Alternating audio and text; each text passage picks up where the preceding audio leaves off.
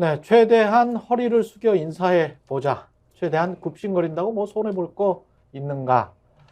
보통 대외 업무 많이 하는 사람들의 한국적 마인드인데요. 누구에게 90도 각도로 허리를 숙여 굽신거립니까? 누구에게 굽신거립니까? 자신이 최대한 잘 보이고 싶어 하는 사람이겠죠. 충성의 표시, 복종의 표시입니다. 자신을 갖다 바치는 이상한 한국적 미학입니다. 만약에 이태원 참사 유가족들에게 그랬다면 어땠을까요? 인플레이션으로 고통을 겪고 있는 국민들에게 허리를 90도로 꺾어 인사하며 위로를 전했다면 어땠을까요?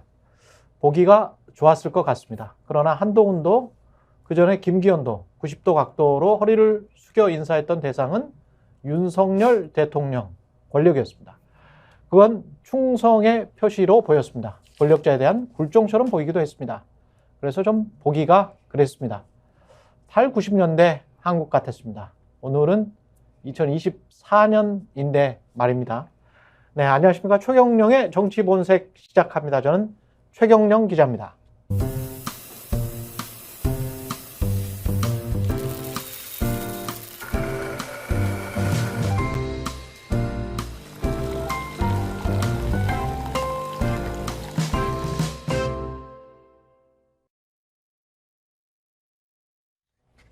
네, 오늘의 전국 현황 짚어보는 시간입니다. 정치본색 심층토론. 정기남 교수, 전혜연 교수, 그리고 김민하 평론가 함께하겠습니다. 안녕하십니까? 안녕하세요. 어제 그 폴더 인사, 배꼽 인사는 잘 보셨죠? 어떤 언론에서는 뭐 이렇게 어깨를 툭 치는 장면이 나왔고, 어떤 언론에서는 두 개 다 나온 것 같습니다. 폴더 인사도 나온 것 같고, 어떻게 보셨는지 궁금하네요. 씁쓸했습니다.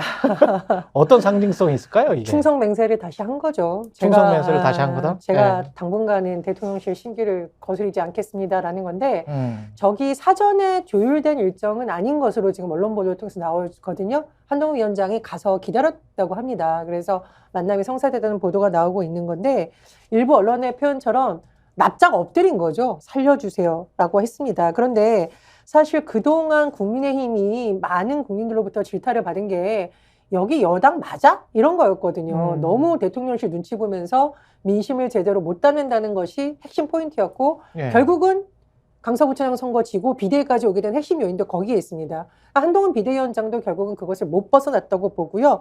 일단 내가 살고 봐야 된다.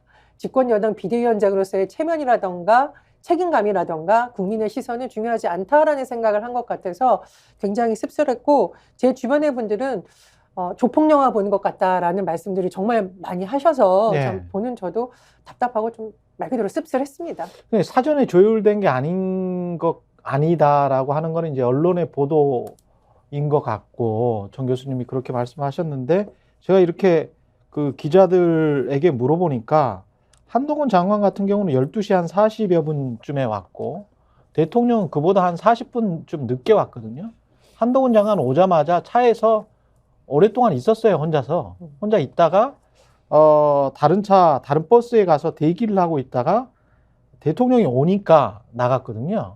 그러면 충분히 사전이 조율된 거죠. 저는 제가 보기에는 조율됐다고 봅니다. 그러니까 뭐 일부 언론 보도를 통해서도 확인됐습니다만 한 4, 50분을 기다렸어요. 기다린 거고요. 그 전에 이미 한동훈 위원장이 그 서천 화재 서천시장 서천시장 화재 현장에 현장 방문한다는 얘기를 듣고 아침 회의에서 회의 도중에 윤석열 대통령이 그 보고를 받았다는 거 아니겠습니까? 그래서 내려가겠다는 결정을 한 거죠. 그리고 이관섭 실장을 통해서 사전 조율을 지시한 겁니다. 그래서 이관섭 실장이 엊그저께 만나서는 사퇴 문제 가지고 얼굴을 붉혔는지 모르지만 대통령의 비서실장으로서 연락을 취하고 대통령이 내려가기로 했다. 동행한다. 그러면서 이제 일정이 조율된 거고 기획이 된 거라고 봐야겠죠. 그리고 한동훈 비대위원장만 내려간 게 아니고 이상민 행안부 장관일지 다 내려가 있었어요. 그렇죠. 이미 내려가 있었어. 그러니까 이게 이제 이 중에 제일 한가한 사람이 저 아니겠습니까? 왜냐면은 다들 바쁘신데 이제 저는 일이 없어갖고 갑자기 집에서 이제 신문을 계속 보고 있는데 신문에 이제 그 상황을 이제 정리한 내용을 제가 좀 말씀드리면 일정이 어떻게 조율 내지는 이렇게 된 거냐면 이런 거예요. 어제 사실 오전에 한동훈 비대위원장은 원래는 당 사무처 사람들하고 뭔가 하는 일정이 있었습니다. 오전에. 사무처 사람들하고 그러니까 나는 건재하다 이런 걸 보여주기 위해서 좀 뭐라고 할까요? 얘기도 하고 간담회도 하고 뭐 격려도 하고 뭐 이런 일정이 원래 있었어요. 그런 일정이 있었는데. 그런데 이 불이 났지 않습니까? 그 전날 밤에 불이 난 그랬죠. 상황이 그 전날부터 계속 이어지고 있었잖아요. 대통령이 밤에 이제 이 상황을 보고 여기는 내려가야 됐다라고 대통령은 밤에 결정을 했습니다. 그 전날 밤에 결정을 했고 그 전날에도 계속 이 화재에 대해서는 빨리 진압을 하고 그다음에 이 복구에도 최선을 다해라라는 메시지가 나온 상황에서 내가 내려가겠다라는 걸 결정을 했기 때문에 그래서 장관도 내려가고 뭐 대통령실이 거기에 대해서 내려갈 준비를 한 거거든요. 국민의힘의 상당수 의원들도 많이 내려갔습니다. 그래서 이제 거기에 대해서 즉 먼저 내려가는 걸 결정한 거는 대통령실입니다. 그런데 한동훈 비대위원장이 원래 일정은 사무처에서 일정 소화하는 게 오전까지도 그랬는데 이 일정을 오전에 바꾼 거예요. 그럼 나도 내려가겠습니다. 라고 바꾼 것이고 대통령이 그 보고를 받고 나서 미소를 지었답니다. 짧은 미소를 짓고 그래? 라고 했는데 일정을 맞춰보니까 한동훈 비대위원장이 내려가는 시간하고 대통령이 내려가는 시간이 달랐어요. 처음에. 그럼 어떻게 되냐면 따로따로 방문하는 일정으로 진행이 되는 판이 된 겁니다. 한동훈 비대위원장이 먼저 가서 좀 둘러보고 올라가면 그 다음에 대통령이 오는 일정이 된 거예요. 근데 그렇게 하면 좀 이상하지 않느냐. 왜냐하면 이미 봉합할 의도를 양측 다 갖고 있는 상황이었거든요. 요거는. 이 봉합을 해야 되는데 따로따로 가면은 이건 봉합이 안 되는 그림이어서 요거는 좀 이상하다라고 해서 대통령실에서 그러면 우리가 좀 일정을 앞당기자라고 조율을 했다는 겁니다. 그래서 여기서 만나자라는 조율을 했고 한동훈 비대위원장 왜냐하면 대통령이 미소를 지었기 때문에 한동훈 비대위원장이 온다고 하니까 이거는 굽히는 거니까 그럼 우리도 거기에 따라서 뭔가를 이제 연출을 해야 된다라는 어떤 이심전심이 있는 거죠. 그래서 조율을 한 끝에 그 조율을 했지만 완벽하게는 안 되는 거 아니겠습니까? 그 결과 한동훈 비대위원장이 먼저 내려가서 기다리고 있고 그 다음에 대통령이 어느 정도 뭐랄까요 호응을 한 결과 와가지고 만나는 그림이 만들어진 거고 그 다음에 저렇게 폴더 인사하고 어깨 뚝 치고 상인들은 2층에서 그 건물 2층에서 한 200명 정도가 모여 있었다며요. 그렇죠. 대통령이 이제나 저제나 온다고 하던데 왜 안 올까 이제나 저제나 하는 그 와중에 1층의 상인 회장만 만나보고 그렇죠. 갔다. 1층에 있는 상인들만 좀 뭐 얼마 안 되는 시간 동안 잠시 얘기 듣고 이 한동훈 비대위원장하고 사진 찍고 올라가 버리는 전용 열차 타고 너도 탈래? 너도 타자라고 해서 한동훈 비대위원장이 자리가 있나요? 해서 둘이 타고 뭐 두 분만 탄 건 아니지만 너도 타? 그 자리에 있는 많은 사람들이 같이 열차를 타고 올라갔다는 이런 미담만 남기고 상인들은 분노에 차는 그런 그림이 이런 경로로 만들어졌다는 게 보도의 내용입니다. 행간에서 이제 다 이렇게 짚어주셨는데 이게 뭐 그 대통령이 듣다가 그런 생각도 들었어요. 대통령이 살짝 미소를 지었다라는 거를 누가 보고 어떤 대통령실의 참모가 이제 보고 그걸 또 전했을 거 아니에요. 그렇죠. 기자에게 전하고 그 전한 거를 그러면 한동훈은 그 멀리에서 당사에서 여의도 당사에서 이렇게 볼 수는 없잖아. 대통령이 미소 지은 거를 누군가가 또 알려줬겠지. 기자에게 알려준 것처럼. 뭐 이런저런 것들이 안에서는 진행되고 있는데 그러면은 저는 이게 한동훈 비대위원장이 가장 크게 남는 의문은 대체 뭘 했길래 대통령이 화를 내고 섭섭해했지? 이게 좀 궁금해요. 그러니까 지금 보수 신문들이나 신문들 보면 한동훈 비대위원장이 뭔가 큰 일을 한 것 같아. 뭔가 큰 대역죄를 지은 것 같은 그런 느낌이 들거든요. 근데 한동훈 위원장이 딱히 어떤 김건희 여사와 관련해서 뭐 그렇게 심한 말을 뭐 이런 것도 안 한 것 같고 어떤 행동을 뭐 어떤 말을 해서 대통령과 갈등을 겪었다라고 이렇게 우리가 알고 있는 거예요? 아니, 어떤 말을 한 거예요? 사실 그런 면에서만 본다면 내가 한동훈 위원장을 지금 뭐 변호하겠다는 뜻이 아니라 좀 억울한 면이 있는 거예요. 왜 그러냐면 아니 국민적 염려를 얘기했어요. 그 정도 국민적 이야기했잖아요. 눈높이를 얘기했단 말이에요. 그 이상에서 한 발자국 나간 적이 없어요. 명품백은 몰카 공작이고 정치 공작이고 자 김건희 특검법은 총선용 악법입니다. 자, 여기 그 기본 원칙을 지키면서 자 현장에서 이제 비대위원장으로 다양한 후보들도 만나고 지역을 순회하잖아요. 그러면 나오는 민심이라는 게 있는 거거든요. 그 민심을 듣고 난 결과 또 김경률 비대위원이 또 하는 얘기도 들어보고 하는 과정에서 아니 국민적 염려와 국민적 눈높이 정도만 얘기한 거예요. 아니 그 이상의 다른 그런 말도 못 하나? 그러니까 이제 그런데 이제 이게 예. 사단이 난 거잖아요. 사달이 난 거잖아요. 그건 굉장히 온화한 말이었죠. 아, 그 정도면. 그럼요. 그 정도면 온화한 아니, 말이지. 김건희 리스크를 뭐 해결해야 네. 한다 이런 얘기도 아니잖아요. 그렇지. 뭐 특검해야 되겠습니다. 이런 말도 사과해야 한다 아니고. 이런 얘기도 아니고. 예. 그런 상황에서 본다면 한동훈 위원장은 뜬금없는 얘기인 거예요. 자, 그런데 그럼 문제의 본질이 뭐냐? 결국은 저는 그 앞서 얘기했던 한동훈 위원장보다는 김경률 비대위원회 저는 말이 앙토네트 발언이라고 보는 거예요. 이게 결국은 김건희라고 하는 영리를 건드린 거다. 자, 그런데 그걸 왜 한동훈 위원장이 소환되느냐? 네. 자, 김경률 비대위원은 한동훈의 사람으로 알려져 있단 말이에요. 두 번째, 그 다음에 최소한 비대위원장이 김경률 비대위원이 그런 발언을 할 때 또는 비판 또는 제지라도 해줘야 되는데 그 문제를 그냥 오히려 더 증폭시키는 국민적 눈높이란 말을 함으로 해서 증폭시키는 또 화를 초래했단 말이에요. 다시 말해서 김건희 리스크, 소위 김건희라고 하는 어떤 성역을 사실상 김경률 비대위원을 통해서 건드리게 된 거고 한동훈 위원장은 비호 또는 방관한 상황이 돼버린단 말이에요.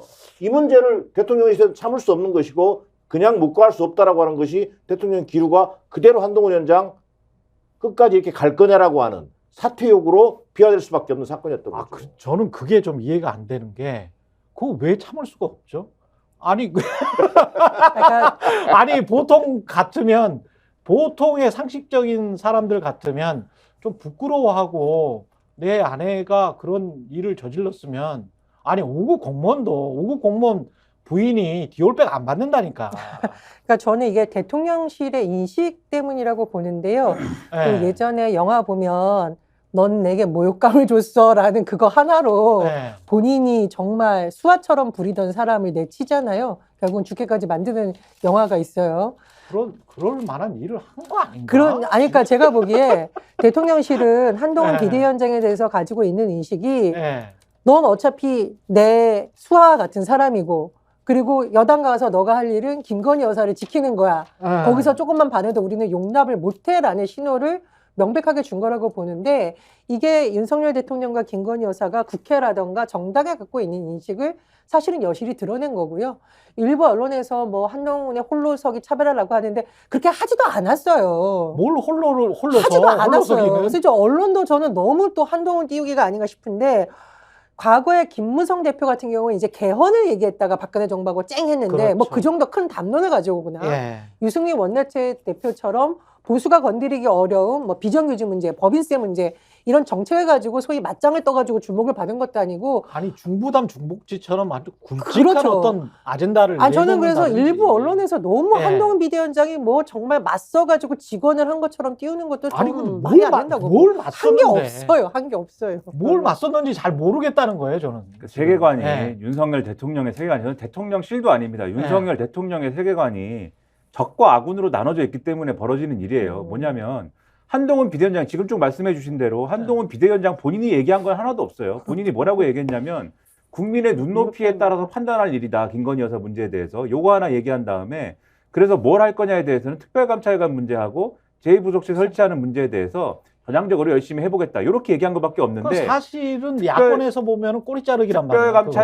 특별감찰관 문제하고 제2부속실 설치는 대통령실도 특별감찰관 추천하면 우리는 임명할 수밖에 없고 제2부속실 설치는 여러분이 그렇게 원하시면 원래 우리는 공약상으로 안 하기로 했지만 여러분이 그렇게 원하시면 한번 해보겠습니다. 이렇게 인정한 상황이잖아요. 그러니까는 제2부속실이라는 건 사실은 뭐 관리 홍보 업무지 그게 그렇죠. 그러니까 사실 코드가 그렇게 안 맞는 것도 아니지 않습니까? 여기까지 보면은 본인은 그렇게 어긋나는 얘기를 한 것도 없는데 근데 그동안 윤석열 대통령이 기분이 좀 나빴던 거는 뭐냐면 이 김경일 비대위원 얘기 하기 전에 나빴던 건 뭐냐면 보수 언론이나 이런 데서 계속 한동훈 비대위원장을 가지고 막 희망 고문을 하는 거예요. 이 보수 유권자들에게 한동훈이 뭔가를 할 것이다.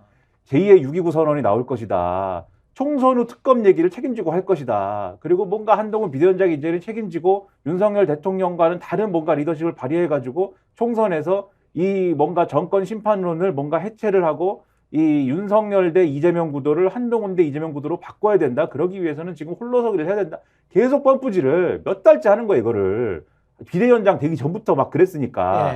그러면은 지금 뭐 그러면 몇 달째는 아니네요. 지금 제가 몇 달째라고 하는 건 좀 오보고. 그럼 이것을 신경 쓰지 않을 수 없는데 또 이거를 대통령이 또 이거를 뭐 이 언론에다 대고 뭐 그러지 마세요 이럴 수는 없는 거 아닙니까? 그래서 신경을 쓰고 있는 와중에 이게 전부 다 신경 쓰이는 상황인데 그러지 않아도 또 비대위원장 보내면서도 약간 불안한 마음은 있지만 그래도 우리 식구니까 검찰 식구니까는 뭐 그렇게까지는 안 하겠지라는 마음으로 보낸 거 아닙니까? 이 문제에 대해서 불안한 마음이 있지만 공천이나 이런 것들도 어쨌든 용산 위주로 하고 싶은 마음이 있지만 어쨌든 그것을 충실히 좀 용산과 코드를 맞춰서 해주리라는 기대를 갖고 보낸 거잖아요. 그런데 김경률 비대위원 문제가 생기면서 이 기대했던 바가 무너지는 결과로 돌아오는 거 아니냐는 생각이 생긴 거죠. 그래서 김경률 비대위원이 이제는 언론에 나와가지고 하루가 멀다 하고 김건희 여사 문제에 대해서 사과를 해야 된다라고 주장을 하기 시작하고 이 사과 얘기는 한동훈 비대위원장은 한 적이 없어요. 김경률 비대위원만 얘기한 거잖아요. 그렇죠. 김경률 비대위원이 얘기를 하기 시작하고 심지어 아까 말씀하셨지만은 뭐 마리 앙투아네트 얘기를 하고 이런 것들이 다 신기를 건드리는 와중에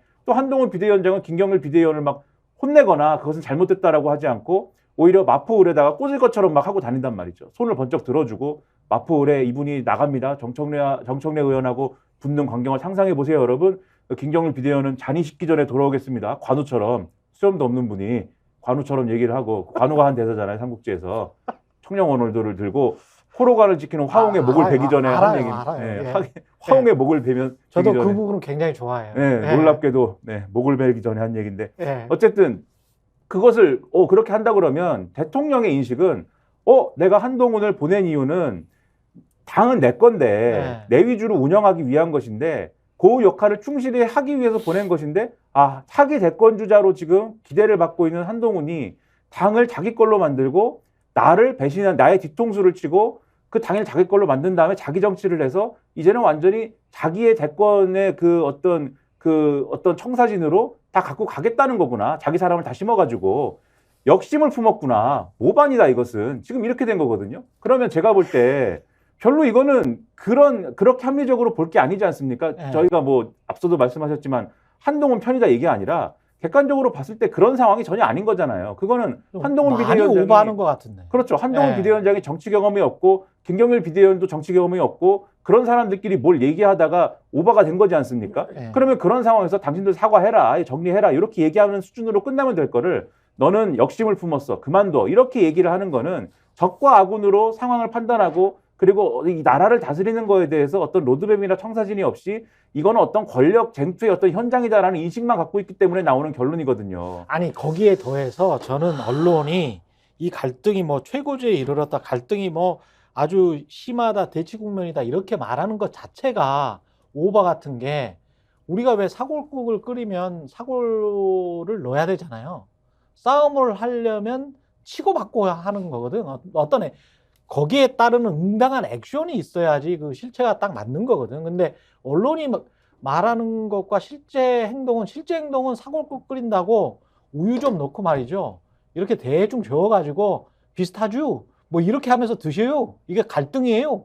이렇게 이야기하는 것 같다는 거지. 실제로는 거기에다가 사골을 왕창 넣어서 그래서 아주 어떤 진중한 국물이 나와야 되는 그런 상황인 것 같은데 그런 거는 안 하고 정말 쇼를 하는 것 같은 그런 느낌. 우유를 그냥 넣고 그거 사골이라고 속이는 것 같은 그런 느낌이 드는 거죠. 근데 거기에서 언론이 일종의 바람잡이 역할을 하고 있는 것 아닌가. 어떤 정치적인 의도 때문에. 아까 말씀하셨지만 한동훈 띄우기의 일환으로 또는 갈등을 이 정도가 갈등의 최고조인 양 국민들한테 이야기를 하고 어떻게 적절한 시점에 마리 앙뚜아네트라고 표현됐던 그분이 사과를 하면 국민들은 너무 감옥해서 뭐 눈물을 질질 흘려야 되는 그런 상황으로 어떤 연출을 하려고 하는 거 아닌가. 뭐 그런 정말 국민들을 바보로 하나? 사과를 한다고 뭐가 뭐 달라지는 것도 없는 것 같은데 뭐 그런 생각이 든다는 거죠. 언론이 하는 게 너무 과장됐다. 그런 저는 느낌을 받아요. 저도 너무 과장됐다고 봅니다. 김건희 여사의 명품백 수수 의혹은 본질적으로 검찰과 권익위에서 수사 조사를 통해서 밝혀져야 되는 부분이죠. 그렇죠. 사과한다고 없어집니까? 아니 그리고 주가 조작 의혹 사건, 주가 조작 의혹 사건. 그러니까 전 너무 어이가 없는 게 지난 대선 때도 사실은 김건희 여사를 둘러싼 여러 가지 논란 중에서 뭐 여러 가지가 있었어요. 수사나 여러 가지 조사를 통해서. 근데 그때도 등대 밀려 나와서 김건희 여사가 눈물을 흘리면서 쇼를 하니까 마치 피해자인 양 일부 언론에서 프레임을 만들어줬었거든요. 이번에 또 똑같은 방식으로 할 것으로 좀 예상이 저는 되는데 옛날부터 저는 주장한 바 있습니다. 법적으로 문제가 되는 부분은 수사 조사에서 처벌을 받아야 되는 거지 갑자기 눈물 흘리면서 사과하는 쇼를 한다고 해결되는 문제가 아니에요. 아니 학력 경력 위조 같은 경우도 지금 그 과거에 이른바 조국 사태와 똑같은 잣대를 한번 대서 그것과 관련해서 뭐 압수수색하고 수사하고 그러면 이것도 큰 사건이 될 수가 있죠. 아니 그러니까요. 지금 예. 이제 언론에서 너무 프레임을 그렇게 짜는 것 같고 제가 어제 이제 언론 보도를 보니까 어떤 언론에서는 김건희 여사가 사과를 하지 않을 것이라는 메시지를 뭐 주변에게 보냈다라고 했는데 오후부터 TV조선을 중심으로 김건희 여사가 당에서 요구하면 사과할 수도 있을 것이다라는 내용이 담긴 보도가 나왔어요. 그러니까 사과를 할 거를 먼저 제안했다. 그런데 이제 당에서 하지 말라 그랬다. 뭐 그런 식으로 이제 김건희를 감싸는 그런 TV조선의 보도였습니다. 보니까. 네, 근데 저는 너무 어이가 네. 없는 게 이게 누가 간절히 요구하고 건의해야 할 수 있는 이게 건의 사항입니까? 당연히 해야 되는 거고 아니 사과가 본질이 아니라니까요. 그러니까 말이 앙뚜아네트 이야기가 그러니까 나오는 거야. 저는 자꾸. 이 봉합쇼라고 네. 밖에 볼 수 없는 게 본질적인 문제는 풀린 게 아무것도 없고 오히려 한동훈 위원장과 윤석열 대통령이 마치 통 크게 뭔가 화합을 하는 듯한 자꾸 이벤트를 하는 거 있는데 제가 딱 떠오른 게 있어요.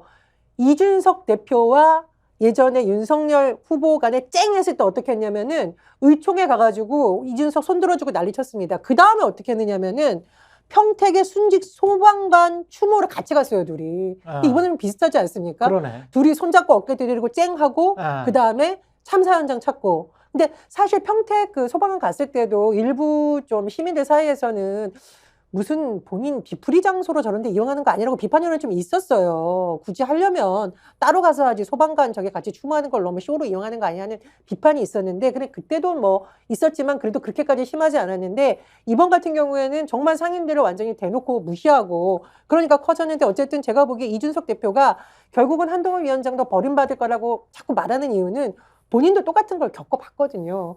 그런 경험을 기반으로 자꾸 말하는 게 아닌가 싶습니다. 저는 봉합이라는 표현을 언론들이 쓰잖아요. 예. 근데 봉합이 될 수 없다. 봉합이 될 수 없다. 어제는요 봉합을 한 게 아니라 김건희 리스크라고 하는 암적 어떤 존재가 있는데 예. 예?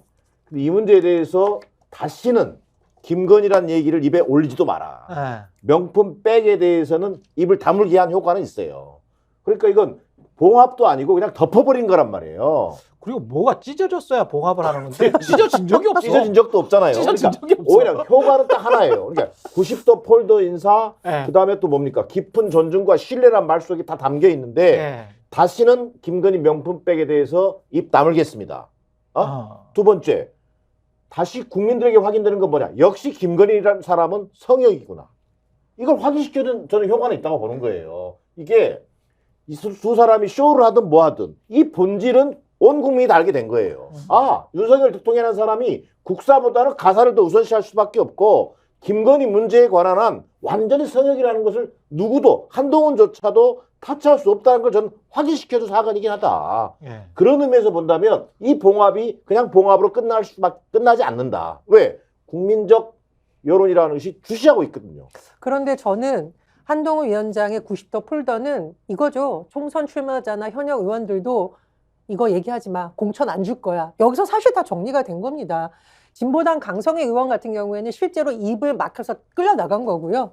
대통령실의 저런 모습과 한동훈 위원장의 90도 폴더 인사는 사실상 용산에서 공천에 막강한 영향을 미칠 거고 한동훈 위원장은 거기에 굴복하겠다는 신호로 읽을 수밖에 없어요. 그래서 앞으로 총선 출마할 사람들은 김건희 여사의 김자도 꺼내지 말고 특검법 관련해서도 일사대오로 뭉쳐서 호위해라라는 신호를 읽지 저걸 어떤 총선 출마자가 앞으로 김건희 여사 관련해가지고 제대로 된 발언을 할 수 있겠나 싶습니다. 네, 이 문제 이제 제가 이제 뭐 평론가 입장에서 조금 이제 말씀하신 내용들을 토대로 정리를 해보면 예. 사실은 이제 일요일 밤 내지는 뭐 월요일 오전 아침까지는 제가 볼 때는 실제 싸움이었다고 봅니다. 그러니까 윤석열 대통령은 한동훈 비대위원장을 정치적으로 죽이려고 했다. 그건 맞아요. 제가 볼 때는. 평론가 입장에서 평가를 할 때는 거기까지는 어느 정도 그랬는데 왜냐면은 이게 제가 뭐 여러 가지로 평가할 때 그런 의도가 아니고서는 싸움이 이렇게 진행되지 않는다라는 생각이 굉장히 강하게 들고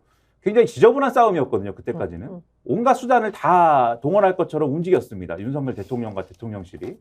그때까지는 그랬는데 이게 근데 싸움이 진짜로 작전이 실제로 이제 실효적으로 실행이 되려면 이게 당내에서도 힘을 받고 움직이는 어떤 그런 움직임들이 돼야 되는데 앞서도 말씀드렸듯이 한동훈이 역심을 품고 당이 내 건데 나한테 뺏어간다 이걸로 움직이지 않거든요. 그리고 예를 들어서 이전에 이준석 대표나 김기현 대표 때의 어떤 상황을 돌이켜보면 그때는 국민의힘의 차원에서 그러니까 국민의 차원이 아니라 국민의힘이라는 어떤 집단의 차원에서 그때 찍어낼 때는 자기들끼리의 최소한의 명분이 있었어요. 맞아. 이준석 대표는 뭔가 뭐 비위가 있는 거 아니냐 이런 얘기로 뭔가 밀어붙일 수가 있었고 그다음에 김기현 대표는 강서구청장 재보궐선거 패배했는데 책임도 안 지고 그리고 뭐 인요한 혁신이가 혁신하자는데 뭐 그것도 뭐 수용이 안 되고 등등등의 이 당내 여론이 안 좋은 게 있었잖아요. 그런 것들이 있어서 찍어내자고 할 때 작동할 수 있는 구조가 최소한의 구조가 있었는데 최소한의 명분이 있었다. 그렇죠.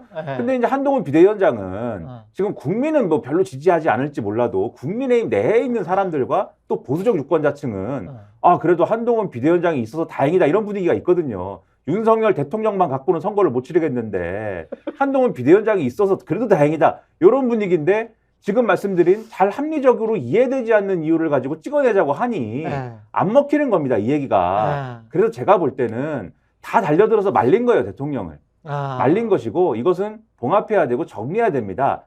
이게 이유가 뭐든 간에 그래서 아마도 그 얘기가 정리가 되는 과정이 있었을 거라고 추측을 하고 그리고 아마 이게 한동훈 비대위원장이 검사 출신이 아니었으면 이렇게 정리가 안 됐을 거라고 봐요. 결과적으로 이것은 한동훈 비대위원장이 검사 출신이고 두 사람 간에 무슨 나름대로의 그 나름대로 뭐 그게 어떤 의미인지는 모르겠습니다만은 나름대로의 과거 뭐 한 20년간 서로 활극을 펼쳐온 뭐 그런 뭐 관계가 있는 거 아니겠습니까? 그러니까는 그런 관계가 있기 때문에 윤석열 대통령 입장에서는 미워도 다시 한번 뭐 그렇다고 해도 한번 봐준 거예요. 제가 볼 때는 한번 봐줬다라는 느낌, 제 느낌을 설명드리는 겁니다. 한번 봐준다라는 느낌으로 이번에 넘어간 거거든요. 그런데 이 결과로 나타나는 게 뭘 거냐면은. 지금 제가 이 두 사람 간의 관계와 국민의힘 내부의 이 구조를 말씀드린 건데 이 결과로 나타나는 게 그럼 뭐가 되는 거냐면 국민의힘 입장에서 그리고 보수언론 입장에서 이 총선을 돌파하려면 지금 뭘 해야 되느냐에 대해서 계속 강조한 게 뭐냐면 김건희 여사 문제를 해결해야 된다를 강조한 거잖아요. 근데 이 결과로 보면은 결과적으로 이것을 이런 방식으로 봉합을 했기 때문에 더 이상 김건희 여사 문제는 얘기를 안 하게 된 겁니다. 국민의힘에서. 자, 알겠습니다. 근데 이 문제를 하나만 더 말씀드리면 왜 이 얘기를 말씀드리냐면 김건희 여사 문제를 공적으로 유일하게 앞장서서 얘기한 사람이 김경일 비대위원이잖아요. 토요일자 조선일보 인터뷰, 그러니까 조선일보도 일부러 김경일 비대위원을 토요일에 인터뷰를 합니다. 또 그렇죠. 아주 윤석열 대통령 입장에서 보면 불충한 신문이죠, 아주. 근데 인터뷰를 해서 거기서 뭐라고 그랬냐면 당분간 김건희 여사 얘기 내가 안 하려고 한다라고 얘기를 해요. 그러니까 여기서부터 수위를 낮추기 시작한 것이고 한동훈 비대위원장도 어제 보면 대통령에 대해서 신뢰와 존중의 어떤 마음을 갖고 있다고 기차에서 내려서 얘기를 하잖아요.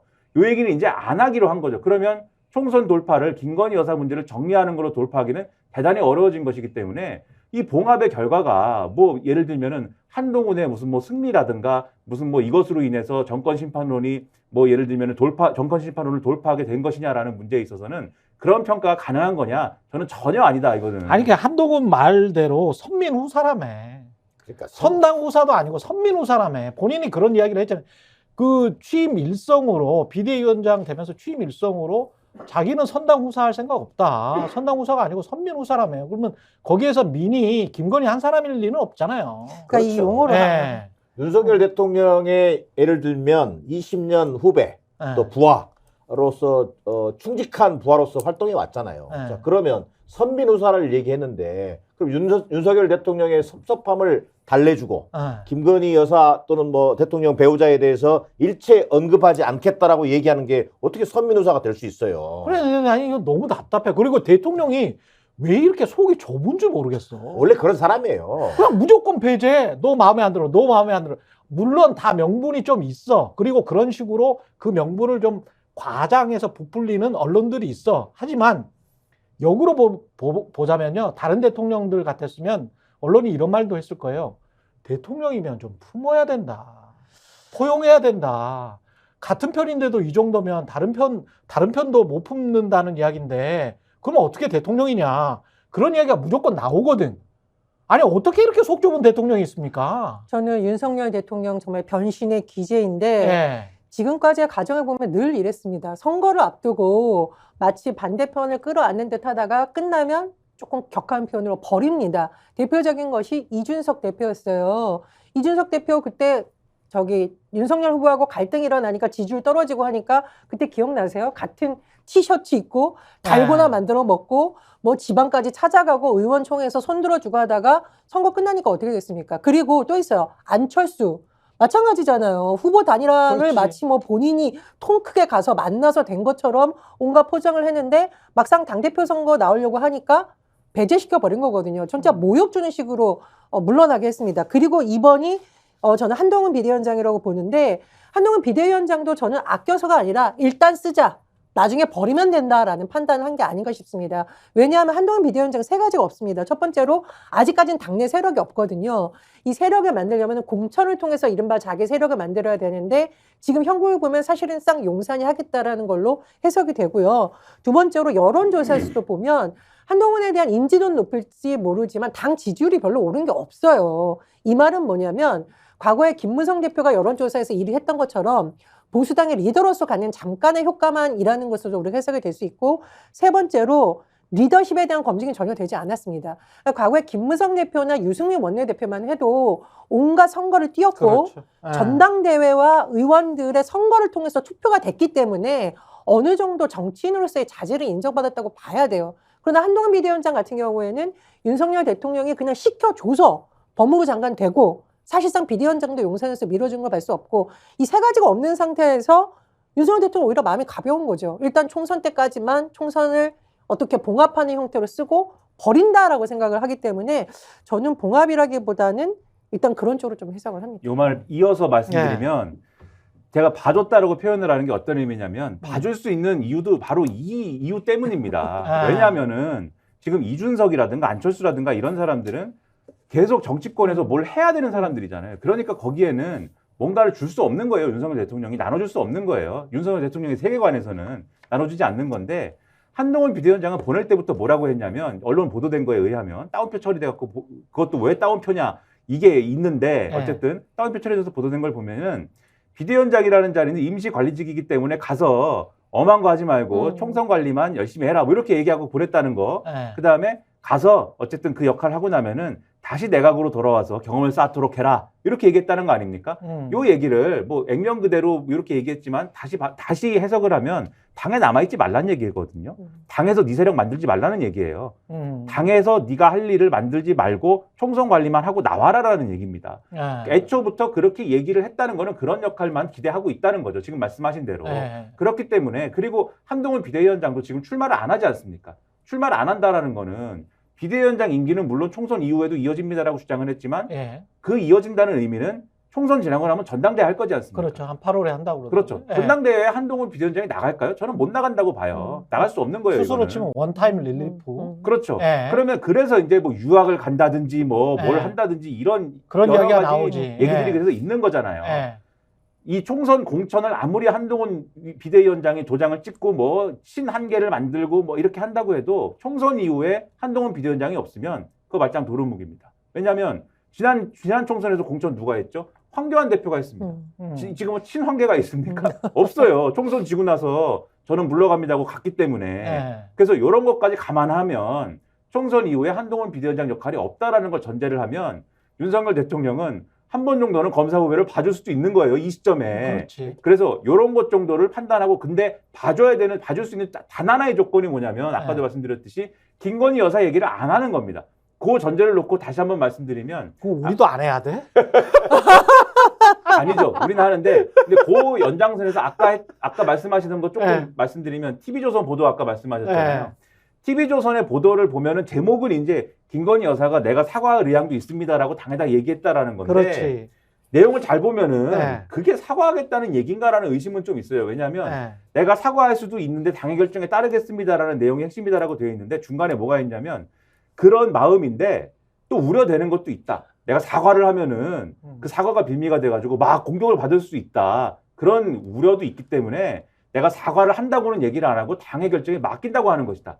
이렇게 당에다가 얘기를 했다는 거예요. 그러면 그런데 본인이 정치도 잘하시네. 그렇게 얘기를 했다는데 근데 또 주변에 또 다른 보도에 의하면 텔레그램으로는 실제로 하는 얘기는 실제로 이제 소위 말하는 뭐 유튜브나 이런 데서 이제 네. 주장한 거를 그대로 옮겨가지고 유포하고 있는 논리는 박근혜 대통령도 그렇고 사과를 했을 경우에는 더 큰 어떤 공격을 받고 이래가지고 망하는 경우가 많더라.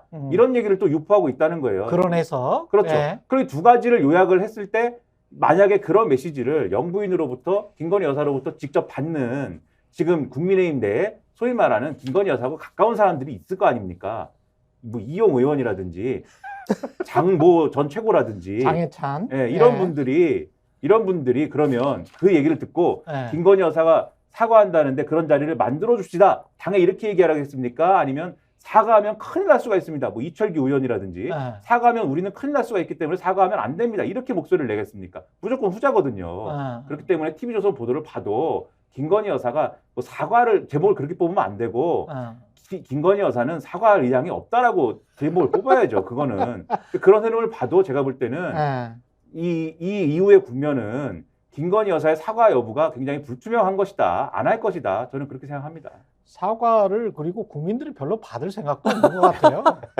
아니 그 이게 사과로 끝날 일이 아니고 그리고 이게 계속 사과를 해주세요라고 말할 일도 아니야.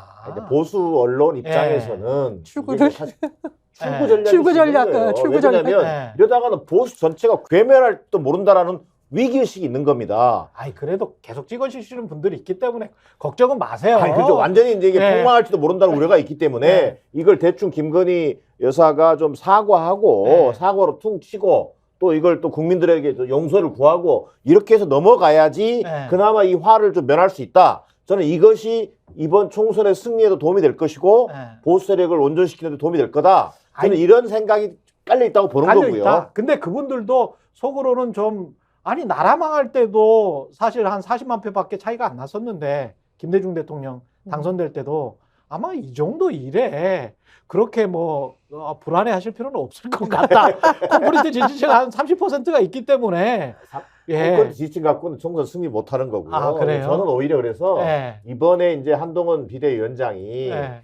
그 폴더 인사와 뭐 깊은 신뢰와 존중이란 말로 드러나는 건 뭐냐면요. 아까 김연아 평론가가 잘 얘기해 주셨는데 예. 저는 이제 남은 길은 딱 하나라고 봅니다. 식물 비대위원장으로 가는 거예요. 식물 비대위원장 어제부로 식물 비대위원장의 길을 들어선 겁니다. 90도 폴더 인사로. 그럼요. 자, 예. 그러면 식물 비대위원장이냐 아니냐를 판가름하는 잣대가 나와야 돼요. 그건 저는 두 가지라고 보는 겁니다. 하나는 뭐냐?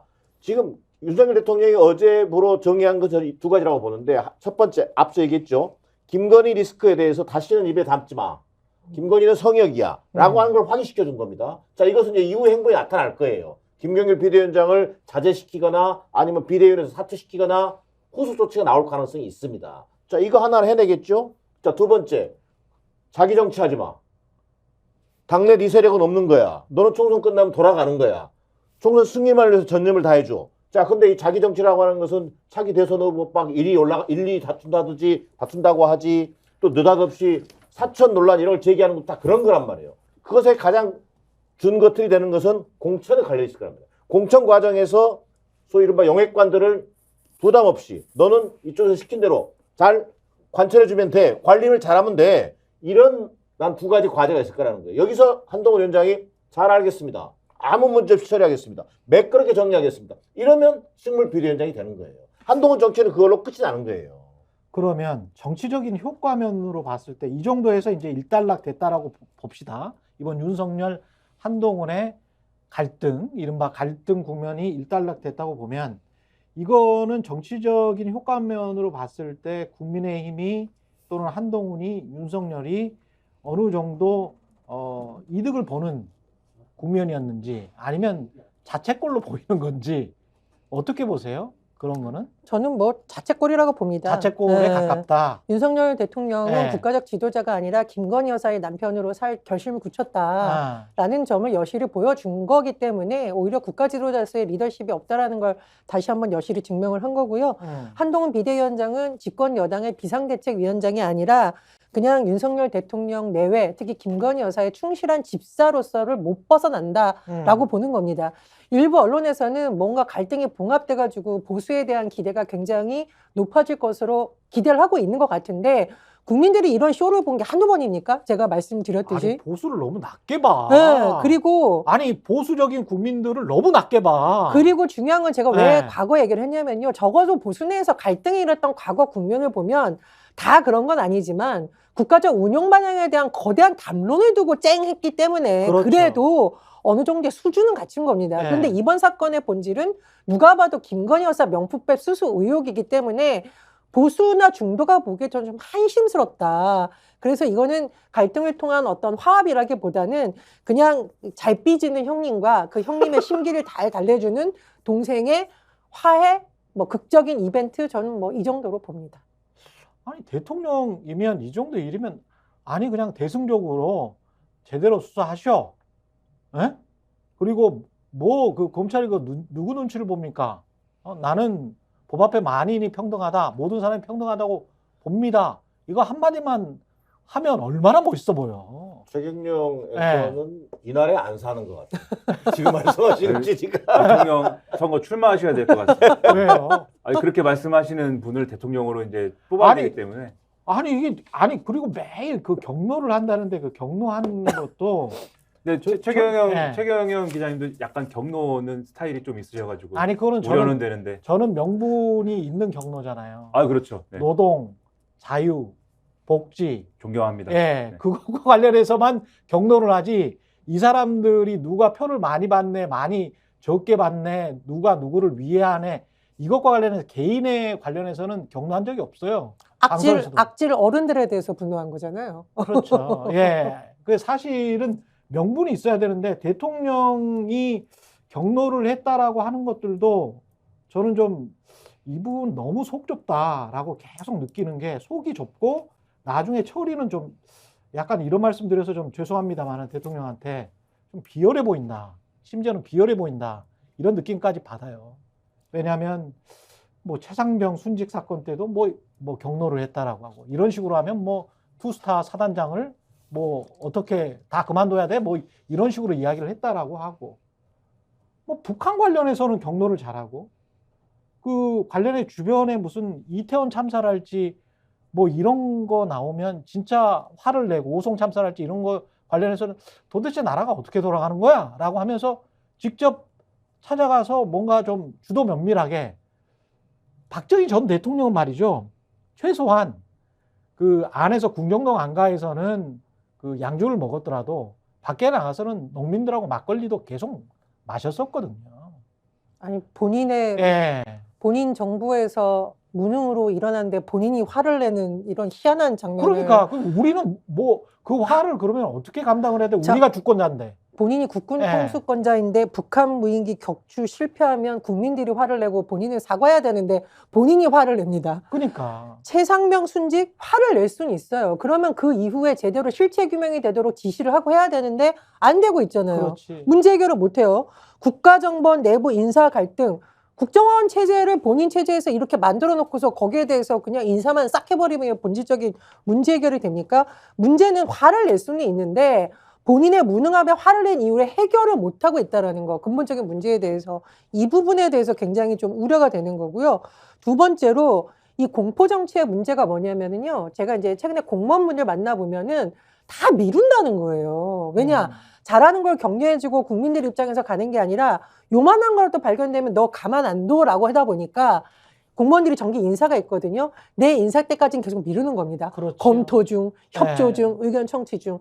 그러면 이게 행정부가 제대로 돌아가겠습니까? 제가 한번 물어보고 싶어요. 윤석열 정부 들어와가지고 맨날 개혁 외치는데 도대체 된 개혁이 뭐가 있냐고요. 저는 한번 묻고 싶은데 공포정치를 통해서 지금 공무원들은 복지부동하게 만들고 집권 여당이 입은 틀어막고 있고 그리고 중요한 거는 국군 통수권자로서의 능력을 보여준 것도 아니고 이래저래 좀 삼중고다 이런 생각이 듭니다. 아까 이제 이 사태로 이제 얼마나 누가 잃은 거냐 이 말씀하셨는데 그 지금 보면은 어쨌든 윤석열 대통령이 지금 말씀하신 것처럼 비합리적으로 경로한 것이 이 사태의 출발점인 것 같고 그리고 제 생각에는 이 방아쇠가 된 게 어쨌든 김건희 여사와 관련된 문제이지 않습니까? 방아쇠가 그래서 이제 요 경로의 어떤 방아쇠는 김건희 여사로부터 시작이 된 거 아니겠습니까? 그리고 한동훈이 욕심을 품은 것 같다라는 인식은 어디서 왔을까를 생각을 해보면 아까 이제 윤석열 대통령의 그러한 욕심이라는 단어도 너무 올드해. 그렇죠. 이게 왕이야? 무슨 욕심이야, 욕심은. 그러게 말입니다. 네. 제가 요즘에 밥 먹을 때 OTT로 예. 일본 사극을 보고 있는데 네, 그걸 보면서 요즘 우리나라에서 일어나는 일이랑 비슷한데 이런 생각을 하면서 중세시대 일본 사극. 그렇죠. 중세 일본의 사극 한 1000년 예. 전 얘기를 보고 있는데 예. 아무튼 이제 뭐 이런 걸 보면서 그 느낌이 있는데 아무튼 그런 생각은 어디서 왔을까? 윤석열 대통령 본인의 세계관에서도 왔지만 주변 사람 중에 그렇게 얘기하는 사람도 있을 것 같아요.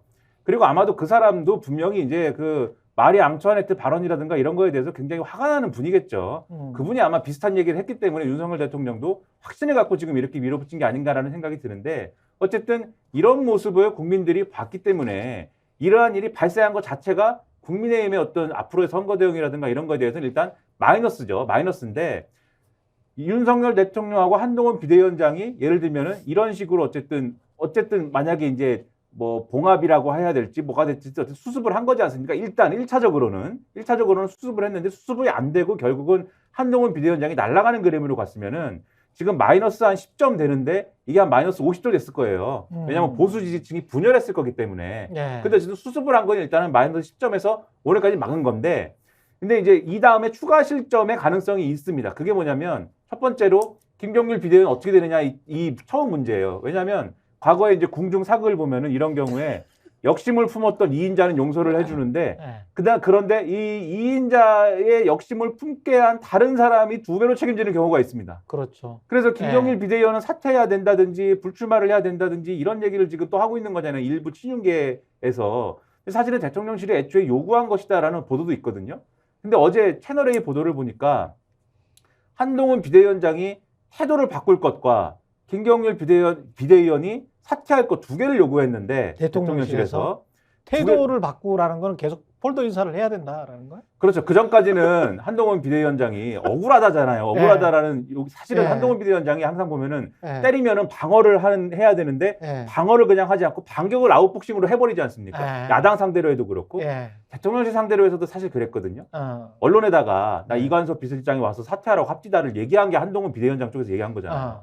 그리고 이런 식으로 언론 플레이하고 이런 걸 다 이렇게 반격을 한 게 한동훈 비대위원장인데 그런 태도 그리고 계속해서 내 임기는 총선 이후까지다. 나는 뭐 국민의 눈높이다 이런 거 하지 말고 그래서 신뢰와 존중 대통령에 대한 신뢰와 존중 얘기하고 폴더 인사하고 이런 걸로 가야 된다라고 하는 태도 변화와 김경률 어떻게 할 거냐 이 2개를 얘기를 했는데 태도 변화는 수용한 것 같고 한동훈 비대위원장이 폴더 인사로 증명이 됐고 김경률 사퇴는 수용 안 한다라는 얘기 같은데 그런데 여기서 볼 것은 원래는 이용 의원이 김경률 사퇴를 요구하려고 기자회견 잡아놨는데 취소했다는 거잖아요. 그래서 채널A의 보도는 요거는 그렇게 일단 정리가 된 것 같다. 김경률 사퇴는 더 이상 요구하지 않고 일단은 상황 보는 걸로 대통령실도 일단은 우리도 그러면 홀딩 할게요라고 정리한 것 같다라는 취지인데 김경률 비대위원이 근데 앞서도 얘기했지만 가만히 있으면 요 구도가 유지가 될 텐데 모르죠. 또 기자들이 물어볼 거 아닙니까? 그러면 김건희 여사 어떻게 됩니까? 물어보는데 답을 또 할 거잖아요. 요 구도가 유지될 거냐. 만약에 김경률 비대위원이 또 사퇴해야 된다든지 이런 얘기를 하기 시작하면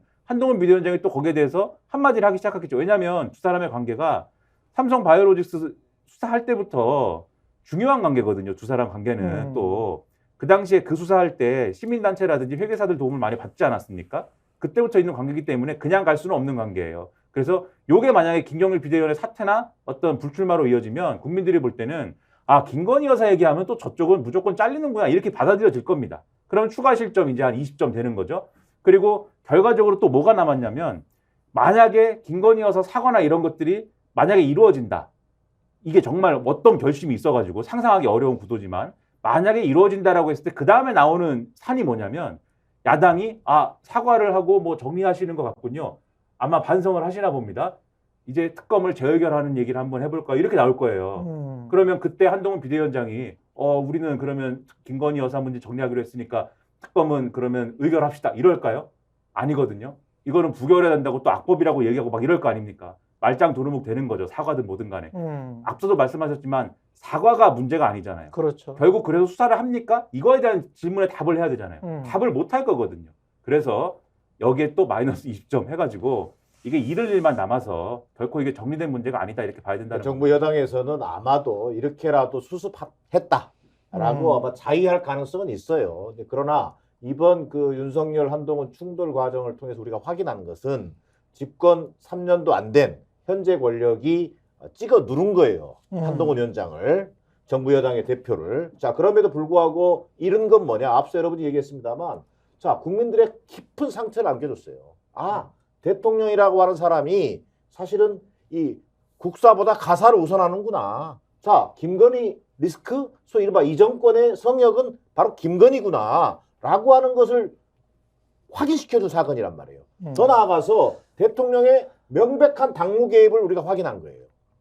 대통령이 언제든지 뭐 헌법상의 정치 중립의 의미라든가 공직선거법에 이거 법적인 권한을 떠나서 당대표는 언제든지 갈아치우려고 하는구나. 사표시킬 수 있겠구나. 이것을 노골적으로 당무 개입을 한 사건을 확인한 거란 말이에요. 이것은 우리 국민들에게 깊은 상처가 있는 것이고 상처를 안겨준 거고 이게 집권 여당이 아무리 이것을 자위한다고 해서 그들이 생각하는 총선 승리 또 뭐 윤석열 정부의 어떤 성공 무망해진 거예요. 자, 이 문제는 다시 한번 2차, 3차 선거 과정 속에서도요. 이런 국민적 어떤 염려, 우려라고 하는 것이 폭발할 수밖에 없습니다. 그게 뭐냐면 민심을 결코 절대 권력이 이길 수 없다라는 것을 다시 한번 확인하게 될 거라는 거예요. 저는 윤석열 정부가 어떤 정부인가를 이번 사태를 통해서 국민들에게 여실히 보여줬다. 단적으로 말하자면 윤석열 정부 간신배 정부다. 간신이 되지 않고는 살아남을 수가 없다. 자, 네. 잘 보세요. 일단 이관섭 정책실장이 지난해 연말에 언론에 나와서 느닷없이 김건희 특검은 총선을 앞둔 흠집내기용이다. 저는 깜짝 놀랐어요. 대통령실 정책실장이 나와서 왜 김건희 특검법을 저렇게 얘기를 하지 했는데 얼마 후에 비서실장으로 사실상 네. 영전을 했습니다. 그 시점이 바로 한동훈 비대위 출범이 되는 그 시점과 맞물려 있어요. 그리고 이번에도 대통령 비서실장이 비대위원장 찾아와가지고 김건희 여사와 관련된 의견을 전달한 것으로 하셨는데 이게 정상적인 나라냐고요. 지금 이게 오히려 대통령을 제대로 보좌하려는 정말 최소한의 왕조시대에 비하면 충심이라도 있다면 어떻게 이 문제를 빨리 국민들의 마음에 맞춰서 잘 풀고 그게 그건데 민생 얘기나 이런 토론에는 빠지면서 대통령이 김건희 여사 호위하는 사람들만 승승장구하는 거 아니냐라는 정말 간신이 되지 않으면 살아남을 수 없다라는 걸 보여주고 우리 오늘 조금 얘기를 하려다 못했는데 박성재 법무부 장관 내정 인사 있었잖아요. 예, 그 이야기도 하시죠, 잠깐. 누가 봐도 이거 완전히 그 인연을 가진 검찰을 앉힌 거거든요. 근데 법무부 장관 인사는 사실 검사들에게 주는 신호가 있습니다. 너네들 인사를 앞으로 이 장관이 할 거고 그렇죠. 검찰은 여전히 내가 직할 통제한다. 이 말은 뭐예요? 캐비넷 정치를 할 수도 있어. 검찰을 통해서 그 상대가 한동훈 비대위원장이든 현역 의원이든 총선 출마하려는 사람이든 행정부의 누구라도 밉보이면은 검찰을 통해 다시 칼을 쓰겠다는 신호라고 저는 생각을 하거든요. 그에 앞서서 이 차관 인사도 그렇고요. 신임 대검 차장, 신임 법무부 검찰국장 다 이른바 윤석열 사단으로 분류되는 사람입니다. 그래서 여러 가지 하나를 볼 때 윤석열 정부에서 간신이 되던가 아니면은 쓴소리하는 사람들을 내치는 칼잡이가 되던가 간신배 정부, 칼잡이 정부다. 근데 이게 계속 가능할까요? 한동훈 법무부 장관이 있을 때 그리고 집권 초기 때에 어떤 캐비넷 정치를 하는 것과 그 이후에 지금 총선이 끝난 다음에 법무부 장관을 아무리 인연이 있는 선배로 앉혔다고 하더라도 그때 캐비넷 정치를 하는 것과 뭐 권순정을 비롯해서 윤석열 사단이 다 들어갔긴 했잖아요. 그러면 그렇다고 하더라도 검사들 내부에 어떤 이런 그 김수영의 시 있지 않습니까?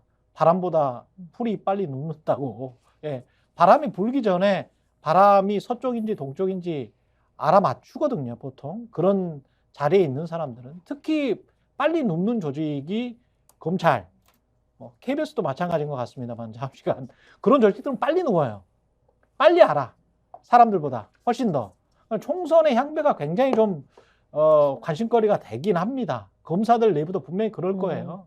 예. 근데 이제 그래서 검찰 내는 검찰 내 분위기도 중요하다는 거예요. 그 사람들이 먼저 알잖아요. 권력의 속성이라고 하는 것을. 그렇지. 그래서 이번에 박성재 장관 임명을 두고 검찰 내에서 나오는 큰 시각은 두 가지인 것 같아요.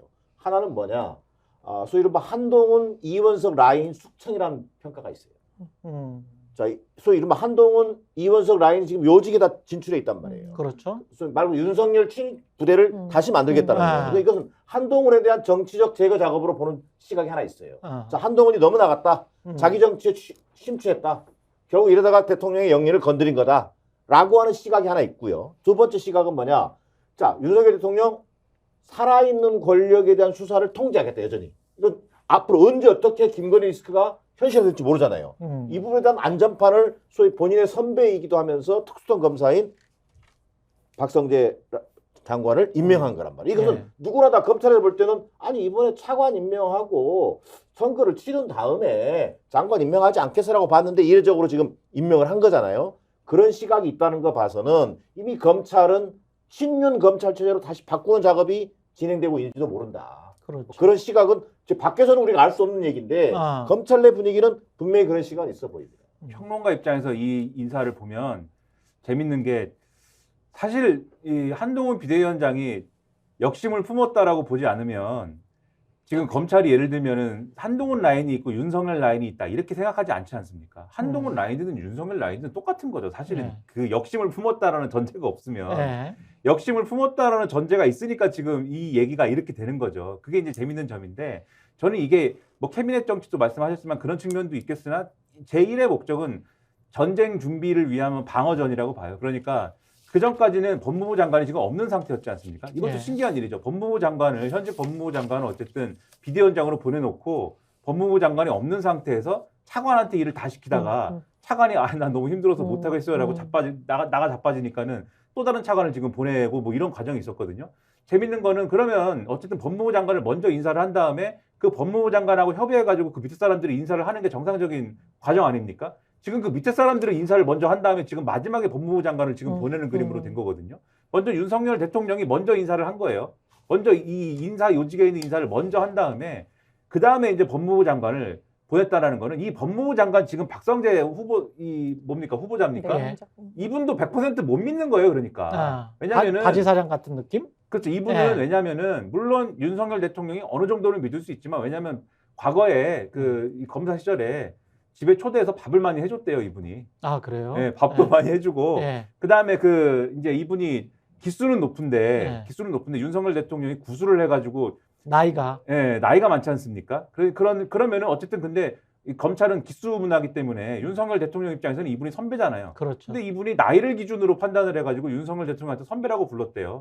그러니까 그런 것들을 볼 때 믿을 수 있는 사람이긴 하겠지만 또 뻣뻣한 관계지 않습니까? 어쨌든. 그렇죠. 100% 믿을 수 있는 사람은 아니지만 뭐 적임자가 없어서인지 마지막에 어쨌든 이분을 꽂았는데 그럼에도 불구하고 이렇게 할 수밖에 없는 거는 결국은 만약에 한동훈 비대위원장이 직전까지 법무부 장관이었기 때문에 검찰 입장에서는 법무부 장관이 없는 상태에서는 한동훈 비대위원장이 이런저런 루트로 뭔가에 대해서 생각을 하거나 요구를 했을 때 그게 수용될 수도 있는 거예요. 근데 지금 윤석열 대통령이 의심하는 바 김건희 여사 문제를 선거 때문에 지금 여당이 뭔가를 할 수도 있는 거지 않습니까? 지금 김건희 여사가 건이 검찰에 가 있는 것들이 있잖아요. 만약에 한동훈 비대위원장이 역심을 품어가지고 검찰에다가 직통으로 다이렉트로 어떤 사건에 대해서 예를 들면 도이치모터스 문제라든지 또는 뭐 어떤 부분에서 이제 명품백 의혹도 어쨌든 간에 지금 가 있는 게 있죠. 고발을 해가지고 그런 것들에 대해서 지금 상황에서 대통령실에 불리한 방식으로 만약에 이거를 푸는 과정이 진행될 경우에 터치를 못하면 안 되지 않습니까? 그래서 이것에 대한 방어벽을 지금 쌓았다. 싸울 걸 대비해서. 저는 이렇게 판단이 되고 그다음에 이런 비슷한 과정은 아마 국민의힘의 공천 과정에서도 마찬가지로 드러날 거라고 봐요. 이게 제가 볼 때 한동훈 비대위원장이 나는 이번에 한동훈계를 만들겠어라고 하면서 한동훈계를 만들기 위해서 공천을 막 꽂을 수는 없을 거라고 보거든요. 그럴 수는 없는데 뭘 할 수 있냐면 말이 안 통하는 구조가 될 수가 있다고 봅니다. 그러니까 사실 꽂고 싶은 거는 용핵관, 검핵관을 꽂고 싶은 거는 용산이다라는 얘기를 그동안 많이 해온 거잖아요. 꽂고 싶은데 한동훈 비대위원장은 항상 검사들은 뭐가 중요합니까? 우리가 이제 여기 유튜브니까 그런 용어도 쓸 수 있다고 보는데 가오가 중요한 거 아닙니까? 그렇지. 폼이 중요한 거 아닙니까? 그렇죠. 멋있어야 되는데 용산에 시켜갖고 꽂는 건 멋있지가 않지 않습니까? 그래서 지금 공천 룰이 일단 경선을 하는 걸로 갑시다. 경선 과정에 예를 들면 정성 평가를 해가지고 다 자르는 그 가능성은 있지만 어쨌든 그리고 수도권이 2대8로 하고 이런 것도 있고 여러 가지 장치가 있긴 하지만 경선을 붙이는 방향으로 가겠다라는 걸 기본적으로 정해놓은 거 아닙니까? 이것과 관련돼 갖고 지금 약간 마찰이 있다 이런 것도 일부 보도는 있거든요. 그런데 이것에 대해서 지금 마찰이 있는 거잖아요. 한동훈 비대위원장이 이 부분과 관련돼서 잘 말을 안 듣는다라고 하는. 그래서 한동훈 비대위원장과 관련해서 당에서는 공천과 관련된 갈등이 추가로 남아 있는 거고 검찰에서는 김건희 여사 관련된 수사가 어디로 튈 것이냐라고 하는 요 문제가 추가로 남아 있는 거고 요 전선이 남아 있기 때문에 그래서 법무부 인사가 이렇게 되는 거죠. 근데 당과 근데 검찰을 같은 맥락으로 보기는 힘들 것 같아요. 왜냐하면 검찰은 기본적으로 검사들은 공무원이거든요. 그리고 각자가 권한을 가지고 있어요. 법적으로. 그리고 검사들이 아무리 뭐 어떤 장악됐다라고 할지라도 검사들이 범죄적 행각을 저지르기는 쉽지 않다. 그래서 뭔가 사건을 불법 편법적으로 덮어라 라는 거에 무조건 그걸 따를 것이다. 그런 것도 쉽지 않고 그냥 안 하려고 하거나 비껴가거나 아니면은 뭐 도망치거나. 근데 지금은 예. 제가 끊어서 죄송한데 왜냐면 예.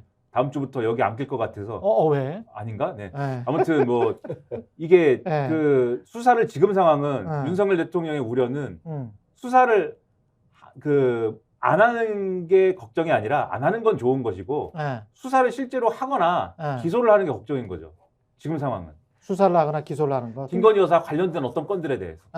그럴 가능성을 우려하는 거 아니겠습니까? 제가 오늘 기가 막힌 댓글을 읽었는데 윤석열 대통령이 당장 검찰총장 시절에 본인이 임명해준 정부의 등에다가 뒤통수 쳤다라는 그렇죠. 평가가 나오고 있잖아요. 예. 그러니까 윤석열 대통령 입장에서는 내 직할 체제에 있는 체제를 점점 강화하려는 마음이 있는 거고 가장 그게 두렵구나. 그렇죠. 그러니까 법무부 장관 임명하기도 전에 차관 사퇴해서 이렇게 주요 검찰의 요직을 인사하는 건 사실 비상식적이죠. 그 말은 청와대에서 둘 시켜줬으니까 당신들은 장관이 아니라 윤석열 대통령의 지시를 받아라는 신호를 준 거라고 해석이 되고요. 그리고 아까 말씀해 주셨듯이 지금 검찰 수사와 관련된 언론 뉴스를 보면 김건희 여사나 뭐 이렇게 예민한 사안에 대해서는 청와대 입장에서 예민한 사안에 대해서 그냥 뭉개는 거예요. 왜냐 불기소했거나 이럴 때 나중에 문제 드러나면 처벌받잖아요. 뭉갭니다. 그리고 뭉개면 이슈가 잘 되지가 않아요. 일단 수사 시작하면 피의사실 공표를 하든 뭐든 그렇죠. 흘러나오니까 일단 하고 대신 쓰는 방법이 이른바 야권 인사들에 대한 수사를 다시 한다거나 뭔가 이런 방식을 쓰고 있는 거죠. 그래서 검찰이 어떻게 바뀌냐는 저는 이제 총선이 굉장히 중요하다고 생각을 하고요. 총선 때 만약에 이제 야당이 압승이 되고 윤석열 정부의 힘이 빠지면 검찰이 또 어떻게 돌변할지는 지켜봐야 되는 대목이라고 다시 정리하면 이런 생각합니다. 거죠. 김건희 주가 조작 사건 관련해서 지금 무혐의 처리 못 하고 있잖아요. 그냥 들고 있단 말이에요. 그렇죠. 그다음에 두 번째 명품백 사건도 마찬가지로 네. 수수 의혹도 일단은 수사 배당이 돼 있어요. 그렇지. 수사를 안 하고 있을 뿐이지. 이런 검찰발 리스크가 이게 뭔가 있죠. 현실화될 수 있는 것을 최소화시키겠다는 거잖아요. 리스크를 최소한 해지하겠다. 근데 어떤 검사나 어떤 검사장이 이거 무혐의 처리했습니다. 이게 발표를 하는 순간 그 사람이 역사의 기록이 돼 버리는데 그리고 그게 나중에 이제 직권남용이랄지 이런 걸로 역으로 공격을 받을 수가 있는데 누가 이거를 하고 싶어 하겠냐는 거죠. 기소를 하면 어떡할 거냐라는 거죠. 기소를 하면 어떻게 할 거예요? 누르고는 있어야 된다. 기소를 하거나 수사를 하면 어떡할 거냐라는 거죠. 만에 하나. 압수수색을 하면 어떡할 거냐라는 거죠. 자, 한동훈 이원석 라인이 이를테면 총출동해서 정치권에서는 특검을 막고 이쪽에서는 지금 펜딩된 상황으로 그냥 계속 가자. 그렇죠. 그렇게 그냥 정권 끝날 때까지 가자. 그 다음에는 공소시효나 뭐 이런 것들 때문에 혹시 뭐 흐지부지 될 수도 있다. 뭐 그런 희망을 갖고 있는 건가요? 그래서 이제 네. 관저 대책 회의 이후에 한동훈 위원장 쪽에서 나왔던 얘기가 뭐 이를테면 한동훈 위원장이 자신감을 보였다는 거 아니겠어요? 자, 이미 벌써 법무부 내와 대통령실 내에 한동훈 이원석 라인을 친다라는 얘기가 도니까 결국은 한동훈 쪽에서 하는 얘기가 나만큼 윤과 김건희를 아는 사람 없다. 절대 못 친다. 나는 간다. 이런 얘기를 했다는 거예요. 이건 뭐 확인은 필요한 얘기입니다만 이건 충분히 그럴 수 있죠. 충분히 그럴 수 있잖아요. 왜 배신을 해본 놈들이 잘 알거든. 어디서 뒤통수를 맞을지 모르거든. 아니 그리고 이미 정보를 가지고 있잖아. 그렇죠. 그런 면에서 본다면 이게 이번에 법무부 장관 인사 자체를 그냥 예사롭게 볼 수 있는 사안은 아니다. 뭐 이렇게 정리할 수 있겠죠. 마지막으로 조선일보랄지 동아일보, 뭐 중앙일보가 한동훈의 지금 뭔가 힘을 실는 모양새입니까? 제가 아까 모두에는 이제 한동훈이 뭐 한 게 뭐냐 갈등이라고 하는데 갈등을 뭐 이렇게 증폭시키고 제대로 국민을 위해서 말한 거는 또 뭐냐 뭐 이런 이야기를 했습니다만은 조중동이랄지 이런 보수 신문들은 한동훈에게 뭔가 힘을 실어서 마지막 남은 국가대표 상비군 같은 그런 역할을 한동훈에게 짊어지우려고 하는 게 아닌가. 뭐 그런 느낌도 받긴 받아요. 그래서 어떻게든 이 사람은 좀 흠집이 안 나도록 보존하려고 하는 것 아닌가. 그래서 뒤에 혹시 대통령 후보로도 이 사람이 될 수도 있고 뭐 그런 생각을 하고 있는 걸까요? 어떤 논조랄지 이런 걸 봤을 때는 어떻게 생각하세요? 일단 네. 윤석열 대통령에 대한 기대는 접었고, 접었고. 김건희 여사는 빨리 물러나야 된다는 생각이 있는 것 같고, 그나마 현재에서 당장 총선을 치러야 되니까 바꾸기에는 너무 시간이 촉박하고 하니까 일단 한동훈 비대위원장을 살려두자라는 판단을 한 것 같습니다. 뭐 썩 마음에 들어서라기보다는 살려두자. 옛날에 이준석 대표 체제에서 국민의힘 내분이었을 때 지지율 막 떨어졌거든요. 그때 이준석 대표와 윤석열 후보 싸울 때도 지지율이 막 흔들렸어요. 그러니까 총선이 얼마 안 남았으니 일단 한동훈 살려두자인 것 같습니다. 처음에는 기대가 엄청나게 컸어요. 처음에는 거의 그 한동훈 비대위원장이 비대위원장 하겠다고 수락한 날 있지 않습니까? 그 동영상을 수락하는 장면 동영상을 조선일보 같은 경우에는 그 사이트 메인에다 띄워놨었습니다. 그 동영상, 그 순간에 동영상을, 그 답변하는 동영상을. 그러니까 그 정도의 기대감, 뭔가 한동훈 법무부 장관이 비대위원장을 하면 이 상황에 대해서 뭔가 이제 좀 반전시킬 수 있는 뭔가 수들이 등장할 것이고 여러 가지 일을 할 수 있을 것이다라는 기대가 있었는데 최근의 분위기는 뭐냐면 뭐 여론조사 봐도 그렇고 여러 가지로 좀 증명이 되는 것입니다만 보수가 추가로 뭐 분열하거나 이게 뭐 여러 가지로 이완되거나 하는 것을 막은 건 사실인데 기대한 만큼의 그러한 뭐 어떤 확장성이나 이런 것들은 보여주지 않고 있기 때문에 그 부분에서 실망감을 일부 표시하고 있는 상황이에요. 그러니까 기대가 한 이 정도 올라갔다고 했다면 초기에 이랬다면은 지금 이 정도까지 내려와 있는 상황이거든요. 아마 총선 결과가 안 좋다고 하면 총선 결과가 그다지 안 좋다라고 하면은 지금 수준에서 차기 대권은 뭐 한동훈 비대위원장이야라고 하는 기대가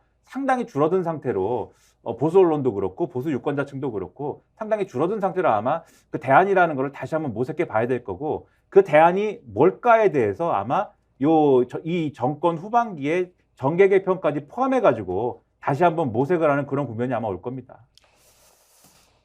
여전히 권력자는 윤석열이고 이분이 고집이 너무 세고 잘못을 인정하지 않는 것 그런 속성을 가지고 있다. 그게 검사 시절부터 지금 대통령 때까지 전혀 바뀌지 않는 것 같다. 그런 게 일반적인 세평인 것 같고 그런 측면에서 강성희 의원이었나요? 진보당의 국정기조를 바꿔야 됩니다.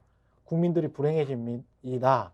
이 두 마디가 뭐랄까요? 지금 현재 전국 현안 국민들의 어떤 감정을 그대로 대변한 말이었지 않나 그런 생각이 드네요. 저는 꼭 한 말씀만 드리고 싶은데 자꾸 윤석열 대통령하고 한동훈 비대위원장 민생 하는데 도대체 민생을 위해서 한 게 뭔지 묻고 싶습니다. 윤석열 대통령 민생 토론에 갑자기 뭐 감기로 불참했다고 하는데 그때 서촌시장에서 그렇게 눈발이 날리고 그렇게 추웠는데 또 거기는 가잖아. 거기 그 가가지고 다음날에. 한동훈 비대위원장 그 어깨 두드릴 시간에 10분의 1만이라도 그 2층에 와 있는 그렇죠. 생계를 잃은 상인들의 눈물을 조금이라도 생각했다면 그렇게 할 수 없는 거고요. 네. 그리고 또 하나 있습니다. 제가 보기에 경제보수, 안보보수의 오피니언 리더 그룹이 보기에는 윤석열 대통령이 안보도 못하고 경제는 사실상 더 엉망이란 말이에요. 지금 물가만 봐도. 근데 한동훈 비대위원장 딱 보니까 지방 가면서 맨날 셀카놀이하고 이런 거에 대한 비판 칼럼이 이제 나오기 시작을 하거든요. 그래서 저 사람이 과연 보수의 어떤 핵심 가치인 안보와 경제를 대변할 만한 능력이 있는가 그 부분에 대한 의구심을 지금 갖는 단계라고 봅니다. 그 전에 김건희 여사가 팬클럽을 통해서 셀카놀이 한 것들 뭐 그렇죠. 유출할 때는 별 말씀 없으셨잖아. 그때는 왜 격려 안 했지? 격려는 적한테 하는 것이지 아군한테 하지 않죠 절대. 이게 진짜 불안한 게 계속 이렇게 고집 피우고 본인의 잘못 인정하지 않고 직진을 하면 낭떠러지밖에 안 보이거든요. 한국 경제도 그렇고 우리나라 정치도 그렇고 낭떠러지밖에 안 보이는데 계속 그냥 아주 억지로 모래주머니를 달고도 그냥 꾸역꾸역 저 길로 가겠다는 것처럼 보여가지고 굉장히 불안하네요. 예. 대통령이 좀 마음을 바꿨으면 좋겠습니다만은 그럴 것 같지는 않고. 네, 지금까지 정기남 교수, 전혜영 교수 그리고 김민아 평론가였고요. 잠시 광고 보시고 곧이어 2부 박지원 전 국가정보원장과 대담 이어가겠습니다. 고맙습니다.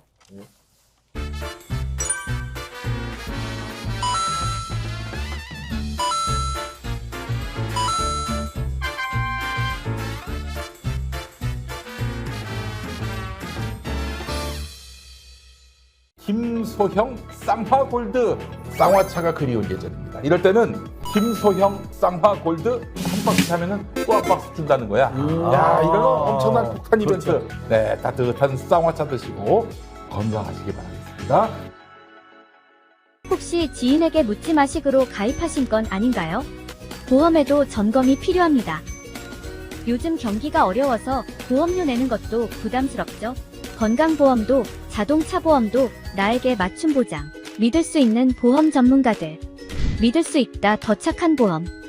네, 이른바 유난 갈등, 윤석열 대통령 한동훈 비대위원장의 갈등이 총선 앞두고 봉합 수순, 이렇게 언론은 이야기를 하고 있고요. 양측의 내상은 뭐 쉽게 아물 것 같지는 않고요. 국민의힘 내부에서는 한동훈 위원장이 별의 순간을 맞았다, 이런 식으로 띄우고 있습니다. 그럴 일인지는 모르겠습니다. 빨라진 정치권 시기에 박지원 전 국가정보원장과 함께 진단해보고 전망해보겠습니다. 안녕하십니까? 안녕하세요. 예. 별의 순간을 맞았다라는 말을 너무 빨리, 너무 자주 하는 것 같습니다. 아무한테나 하는 것 같은데. 띄우고 싶으니까, 한동훈 위원장이요. 띄우고 싶으니까 그렇겠죠. 뭐. 한동훈 위원장이 예. 태양이 둘이 아니에요. 예. 태양이 하나라는 것을 알아야 됐는데 예. 자꾸 지방 다니면서 나도 태양이다. 태양 코스프레를 한 게 오늘의 결과가 온 거예요. 태양 코스프레. 그렇죠. 예. 너무 빨리 간 거예요. 예. 비인자의 예. 역할이 어떤 것인가를 JP를 좀 공부했어야 된다. 저는 그렇게 봐요. 다른 그 밤에만, 저녁에만 나타나야 되는 겁니까? 당연하죠. 예. 그렇기 그 때문에 백주 대낮에 나타나서 아니, 태양처럼 행세하면 안 되죠. 그리고 그렇게 셀카 찍고 예. 뭐 인기가 좋다 어쩌다 하면은 권력이라고 하는 것은 무서운 거예요. 이게 임기 말이라 하면은 레임덕이 본격화됐으니까 어쩔 수 없지만은 임기 초 아니에요. 지금 2년도 안 됐는데 전국을 다니면서 나도 태양이다? 이 본래요. 대통령한테 잘못 보여도 살아남지만은 예. 측근한테 잘못 보이면은 죽는 거예요. 설사 윤석열 대통령은 한동훈 눈에 넣어도 안 아플 20년의 내 측근이기 때문에 다음 대통령을 위해서 잘한다라고 생각했겠지만은 대통령실 비서실에 볼 때는 저게 뭐야? 우리 대통령 제끼고 자기가 대통령 이건 아니잖아요. 그래서 옛날부터 제가 한 얘기가 대통령한테 가장 원수는 측근이다. 재벌한테 원수는 핏줄이다. 측근과 핏줄이 대통령을 망치고 재벌을 망치는 거예요.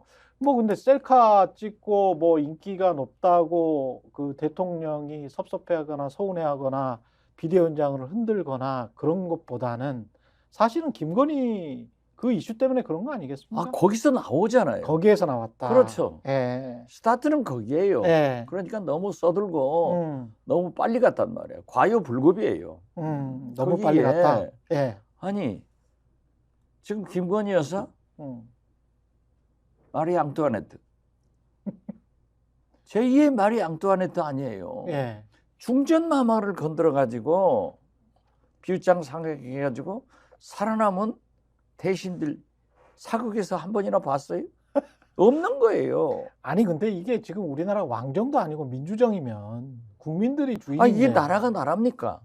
아니 좀 이 나라가 지금 말이죠. 말이 좀 이상하게 막 다 꼬여버린 것 같아요. 이상하죠. 네, 이상해. 그래서 우리가 권력서열 1위가 김건희 여사, 2위가 윤석열 대통령.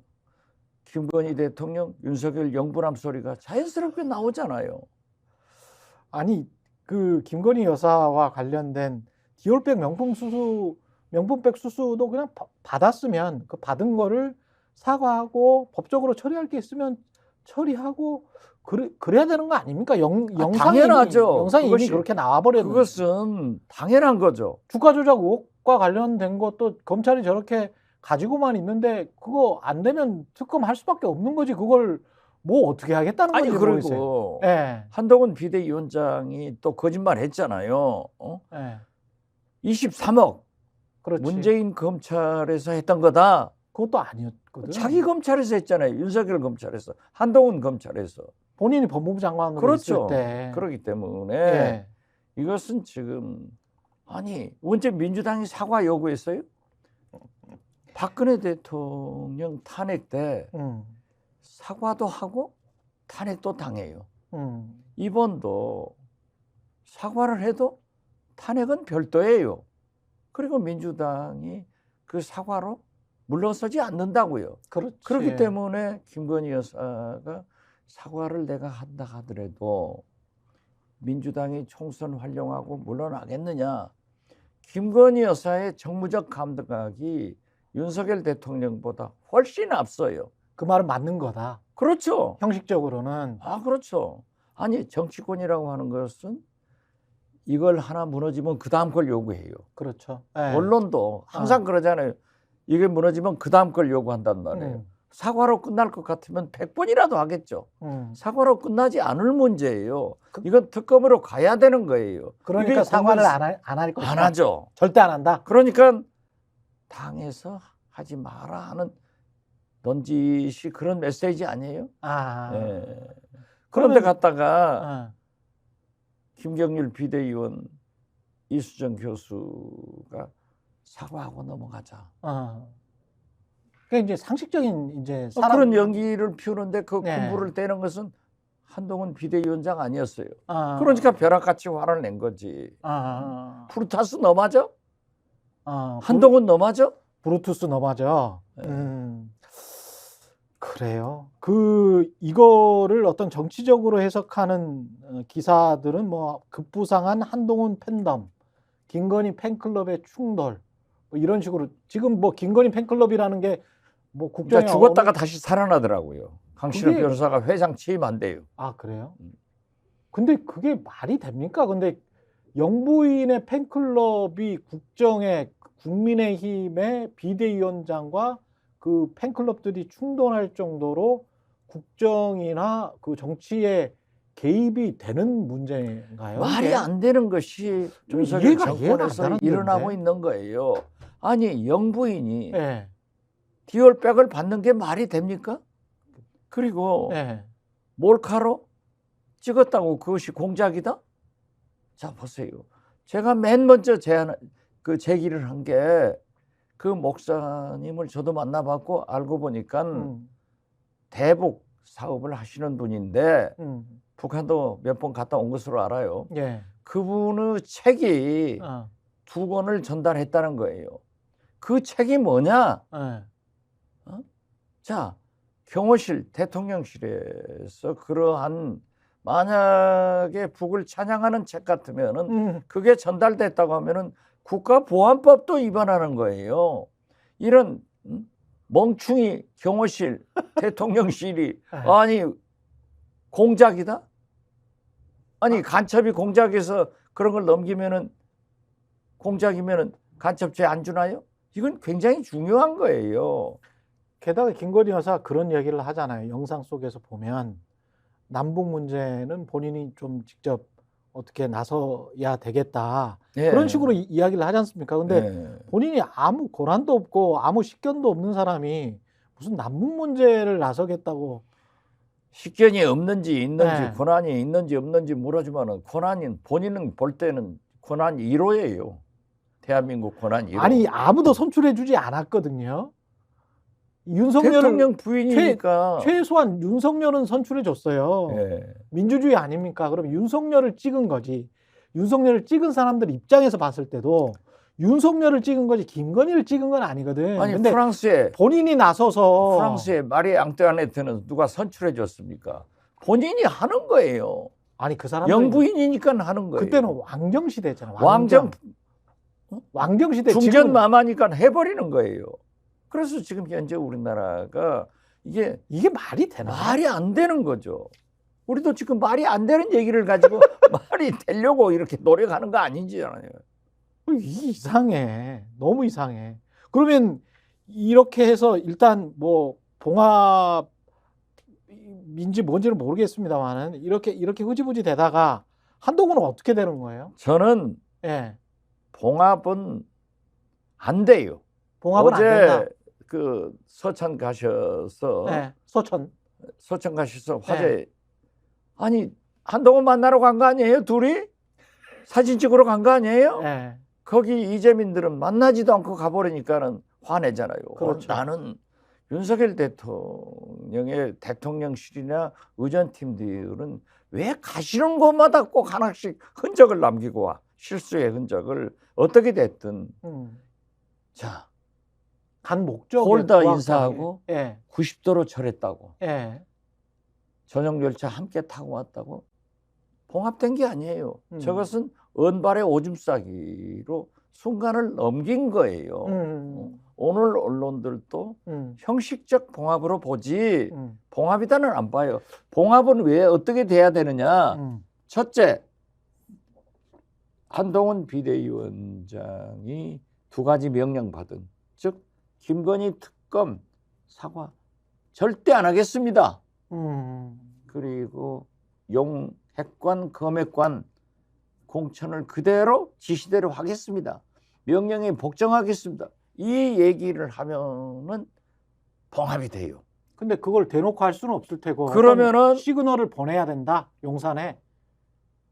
그러지 않을 거예요. 대놓고 네. 해야 될 거예요. 아, 그래야만. 대놓고. 지금 김건희 여사가 아니, 보통 화낸 게 아니에요. 그래도 국민들에게 본인의 체면도 있고. 아니 그러기 때문에 네. 그렇게 되면은 총선 참패고 네. 또 한동훈은 미래가 없는 거예요. 아니 근데 그렇게 이야기를 할까요? 국민의힘 입장에서도 그 지금 말씀하신 대로 총선 그렇게 되면 정말 총선 참패인데. 그렇죠. 아니 그런데 그렇게 네. 하지 않으면은 믿을 수 브루타스 너 맞아. 한동훈 너 맞아. 내 눈에도 너도 안 아플 20년 내 꼬붕 한동훈이 네가 어떻게 그런 말을 할 수 있느냐. 그리고 김건희 여사하고 한동훈 검사하고 얼마나 많은 카톡이 왔다 갔다 했다는 것을 우리는 알고 있잖아요. 그렇죠. 예. 예. 그렇기 때문에 예. 이건 배신감이 엄청나게 컸는데 예. 한동훈 위원장은 국민의힘 어. 의원들의 지지를 받고 있어요. 아 그래요? 그렇지만은 예. 권력은 윤석열, 김건희 대통령 네 분이 가지고 있단 말이에요. 대통령이 지금 2년도 안 된 예. 사실상 집권 초안이에요. 예. 3년 남은 대통령이 예. 한동훈 비대위원장한테 접어서요. 어. 나라 꼴이 어떻게 됐는가? 어. 이건 해결이 안 되는 거예요. 어. 그 두 가지 명령을 나는 이행하겠습니다. 예. 이렇게 했을 때 해결되는데 그러면 당해 죽고 자기 미래 없어지고. 한동훈 비대위원장이 국민의힘에서 힘을 갖고 있다고 말씀을 하셨는데 저는 가지고 있다고 봐요. 이번에 보세요. 아니 공천을 주는 사람은 지금 사실상 아니요. 지금까지는 당에서 힘을 가지고 있고 또 그렇게 하는 것이 김건희 여사에 대해서 하는 것이 옳기 때문에 현역 의원들이 한동훈을 지지하는 거예요. 아니 명분은 맞지. 맞지요? 명분은 맞는데 아니 그렇기 때문에 보세요. 이제 네. 그 현실로 나타난 게 예. 이용 의원 예. 전 대통령 후보 때 수행비서. 수행비서를 한 이용 의원이 예. 늘 단톡방에 올리고 의원총회에서 윤석열 대통령의 메시지를 읽으면은 전폭적인 지지를 받았단 말이에요. 다 글이 썼단 말이에요. 예. 김기현 대표 때는. 예. 그런데 이번에 윤석열 대통령이 한동훈 비대위원장 지지를 철회한다 했는데 제가 알기로는 한 사람인가 단톡방에 좋아요 눌렀다는 거예요. 아무도 반응이 없어요. 아, 반응이 없었다. 네, 그렇죠. 그것은 뭐냐? 내분의 조짐이 나타나고 있다. 한동훈 위원장 하는 것이 옳다. 예. 그리고 김건희 여사는 사과 등 여러 가지를 해야 된다는 거 아니에요. 극단적으로 거기까지 가지는 않겠습니다만 한동훈 비대위원장은 법무부 장관을 했고 그 전에 검사로서 같이 윤석열 대통령과 오랫동안 조직 생활을 해왔기 때문에 우리가 알지 못하는 여러 가지 정보를 갖고 있을 거란 말이죠. 당연하죠. 그러면 그 정보가 나갔을 때 윤석열 대통령에게만 해가 되는 게 아니고 장기로 봤을 때는 본인도 책임을 져야 되는 사안들이 많이 있을 것 같은데. 그렇기 때문에 예. 공동 운명체라고 하는 것은 공동 운명체 같아요. 제가 같이 보기에는. 살고 같이 죽는 거예요. 예. 설사 음. 지금 현재 한동훈 위원장이 물러가더라도 윤석열 대통령, 김건희 여사의 그런 문제를 폭로할 수 있느냐? 그렇죠. 제가 볼 여쭤보는 때는 거죠. 자기도 죽는 거예요. 그렇지. 예, 그렇기 때문에 그런 것은 하지 않을 거예요. 그러면 어떤 식으로 물막이를 할 수 있습니까? 이게 그러니까 터져 나오는 민심의 어떤 욕구를 어떤 식으로 막을 수가 아니 있어요? 그러니까 저는 예. 한동훈 위원장이 예. 어차피 이 문제를 해결하기 위해서는 김건희 여사의 비위를 건들지 않기 위해서는 물러나고 물러나는 수밖에 없다. 물러날 수밖에 없어요. 그리고 다음을 도모해야지. 그럼 미국 가는 수밖에 없어요? 저는 그렇게 봐요. 아, 그렇구나. 아니 그러면 총선 다음- 전에? 총선 전에 제가 처음부터 그 얘기했잖아요. 그 한동훈 비대위원장은 총선 전에 반드시 물러날 수밖에 없다. 첫째, 김건희 특검이 통과되면은 책임을 지고 물러날 것이고, 영액관, 검액관을 공천했을 때 우르르 중진과 현역 의원들이 이준석 당으로 몰아가고 총선이 실패했을 때 물러가고, 이 두 가지 사유가 제가 생각했던 것보다 훨씬 빨리 와버린 거예요. 빨리 온 것일 예, 뿐. 예. 물러날 수밖에 없다. 그리고 저는 그렇게 봐요. 뭐 미국 쪽으로 가는 수밖에 없을 것이다. 그런데 그러면 그 다음에 국민의힘은 어떻게 되나요? 국민의힘은 예. 제가 볼 때는 원희룡 예. 국토교통부 장관 같은 분이 이제 비대위원장으로 오지 않을까. 이미 원희룡 전 국토교통위원장은 양평 고속도로에서 대통령과 김건희 여사가 문제된 것을 한번 총대를 매줬잖아요. 한번 충성심을 보였다. 아, 보였죠. 그리고 딱 지금 현재 더 이상 튀어나오지 않게끔 했단 말이에요. 예. 그렇기 때문에 원희룡 위원장은 그러한 것을 해결할 수 있다. 이렇게 윤석열 대통령 내부는 보고 글이 줄 수도 있지만은 원희룡 아니라 어떤 뭐 귀신이 와서 비대위원장을 하더라도 예. 김건희 특검은 막을 수 없다. 민심을 거역하는 정권이 어떻게 있느냐. 예. 민심을 이기는 대통령은 없다. 아무리 영부인이 세도 민심한테는 못 이긴다. 저는 그렇게 봐요. 지금 말씀하시는 게 그 맞는 것 같은 게 맞아요. 맞는 예. 게 같은 게 아니라. 아니 저도 비슷한 생각입니다. 근데 이걸 좀 정리를 해보면 어떤 사람이 비대위원장이든 당대표로 오든 간에 해야 될 거는 두 가지인데 첫 번째는 총선 승리고 그리고 대통령 입장에서는 김건희 특검을 막는 겁니다. 그 첫 번째가 김건희 특검 막는 거예요. 윤석열 대통령한테. 예, 그러면 뭐 김건희 특검을 막는 게 첫 번째고 두 번째는 총선 승리인데 이 두 개가 서로 상치해 버린단 말이지. 그렇죠. 그러니까 김건희 특검을 막아버리면 총선에서 승리할 것 같지가 않고 총선 승리를 하기 위해서는 김건희 여사에 관한 어떤 특단의 조치를 취해야 될 것 같은데 그게 두 개 다를 추구할 수는 없는 것 같은 형국이란 말이죠. 그러니까 지금 일부에서 나오는 얘기가 예. 김건희 여사가 사저로 갈 수 있다. 또는 해외 유학을 갈 수 있다. 예. 해외로 나갈 수 있다. 이런 얘기가 나오지만 예. 영부인이 어떻게 그렇게 됩니까? 못하죠. 그리고 그렇게 물러갈 김건희 여사가 아니라니까요.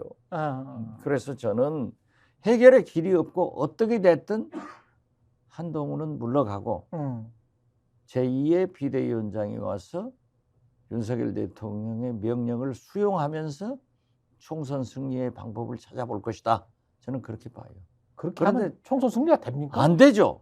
아니 국민을 어떻게 국민을 이기려고 하는 대통령이 국민을 이기려고 하는 영부인이 존재할 수 있습니까?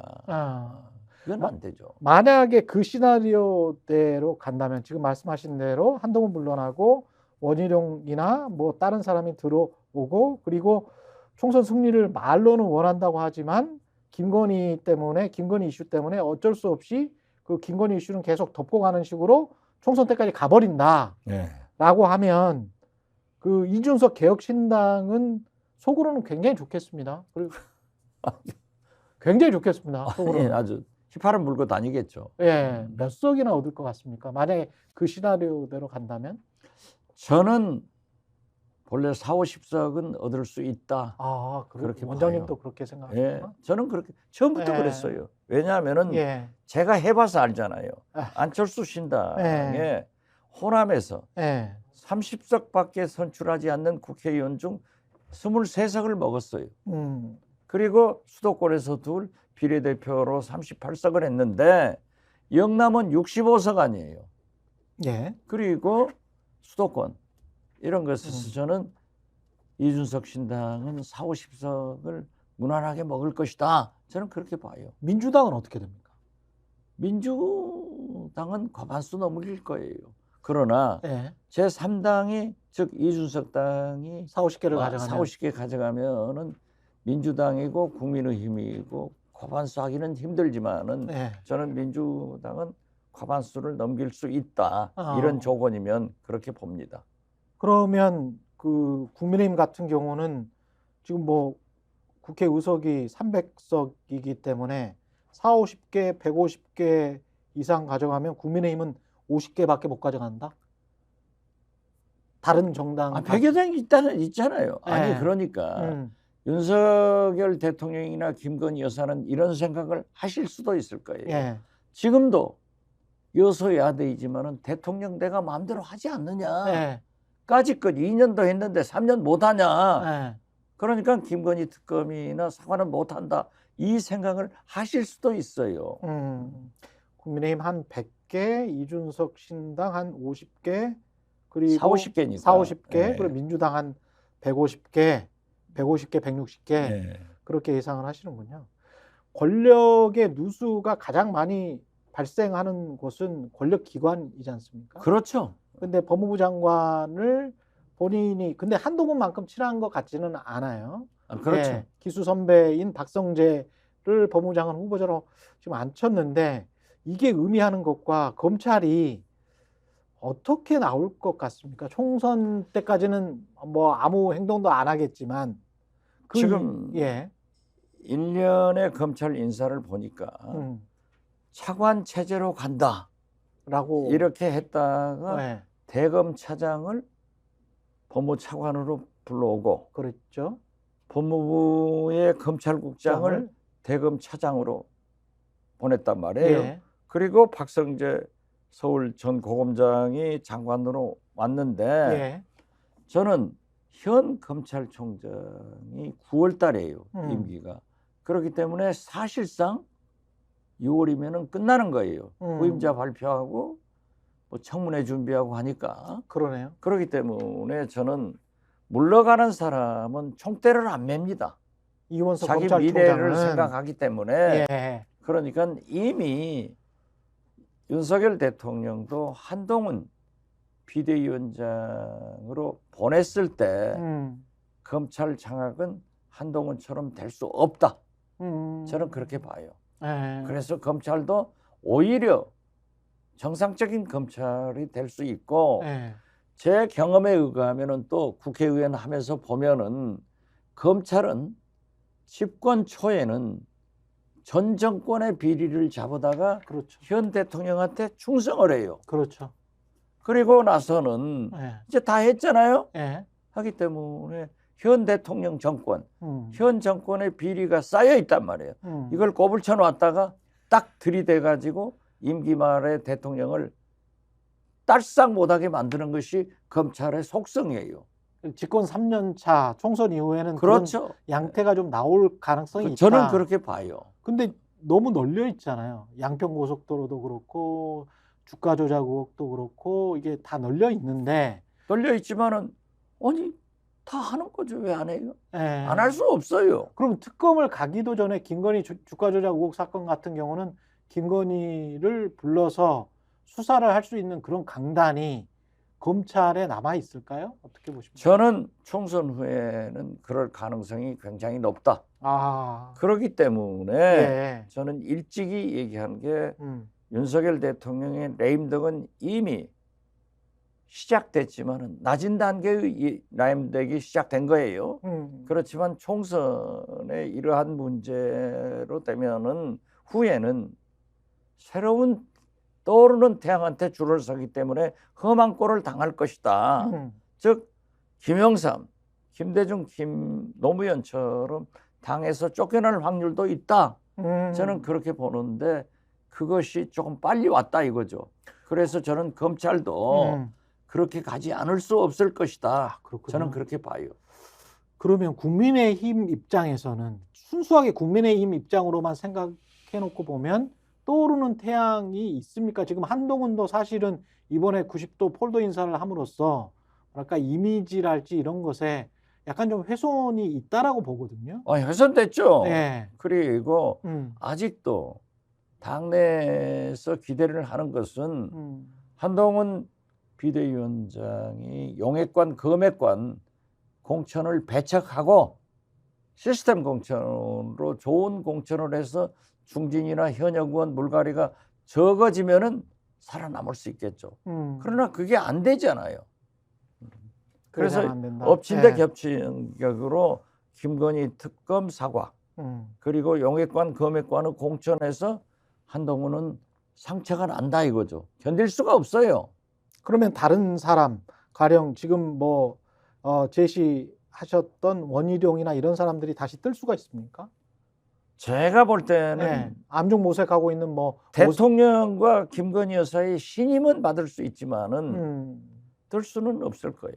그러면 지금 뭐 이름이 안 나오고 있는 오히려 조용하고 있는 뭐 홍준표, 오세훈 이런 사람들이 나경원 이런 사람들이 오히려 속으로는 생각을 하고 있겠네요. 다음에는 내가 될 수 있겠구나라는. 홍준표 시장이나 오세훈 시장 이런 분들은 현직 광역단체장이기 때문에 당무를 집행하기가 힘들겠죠.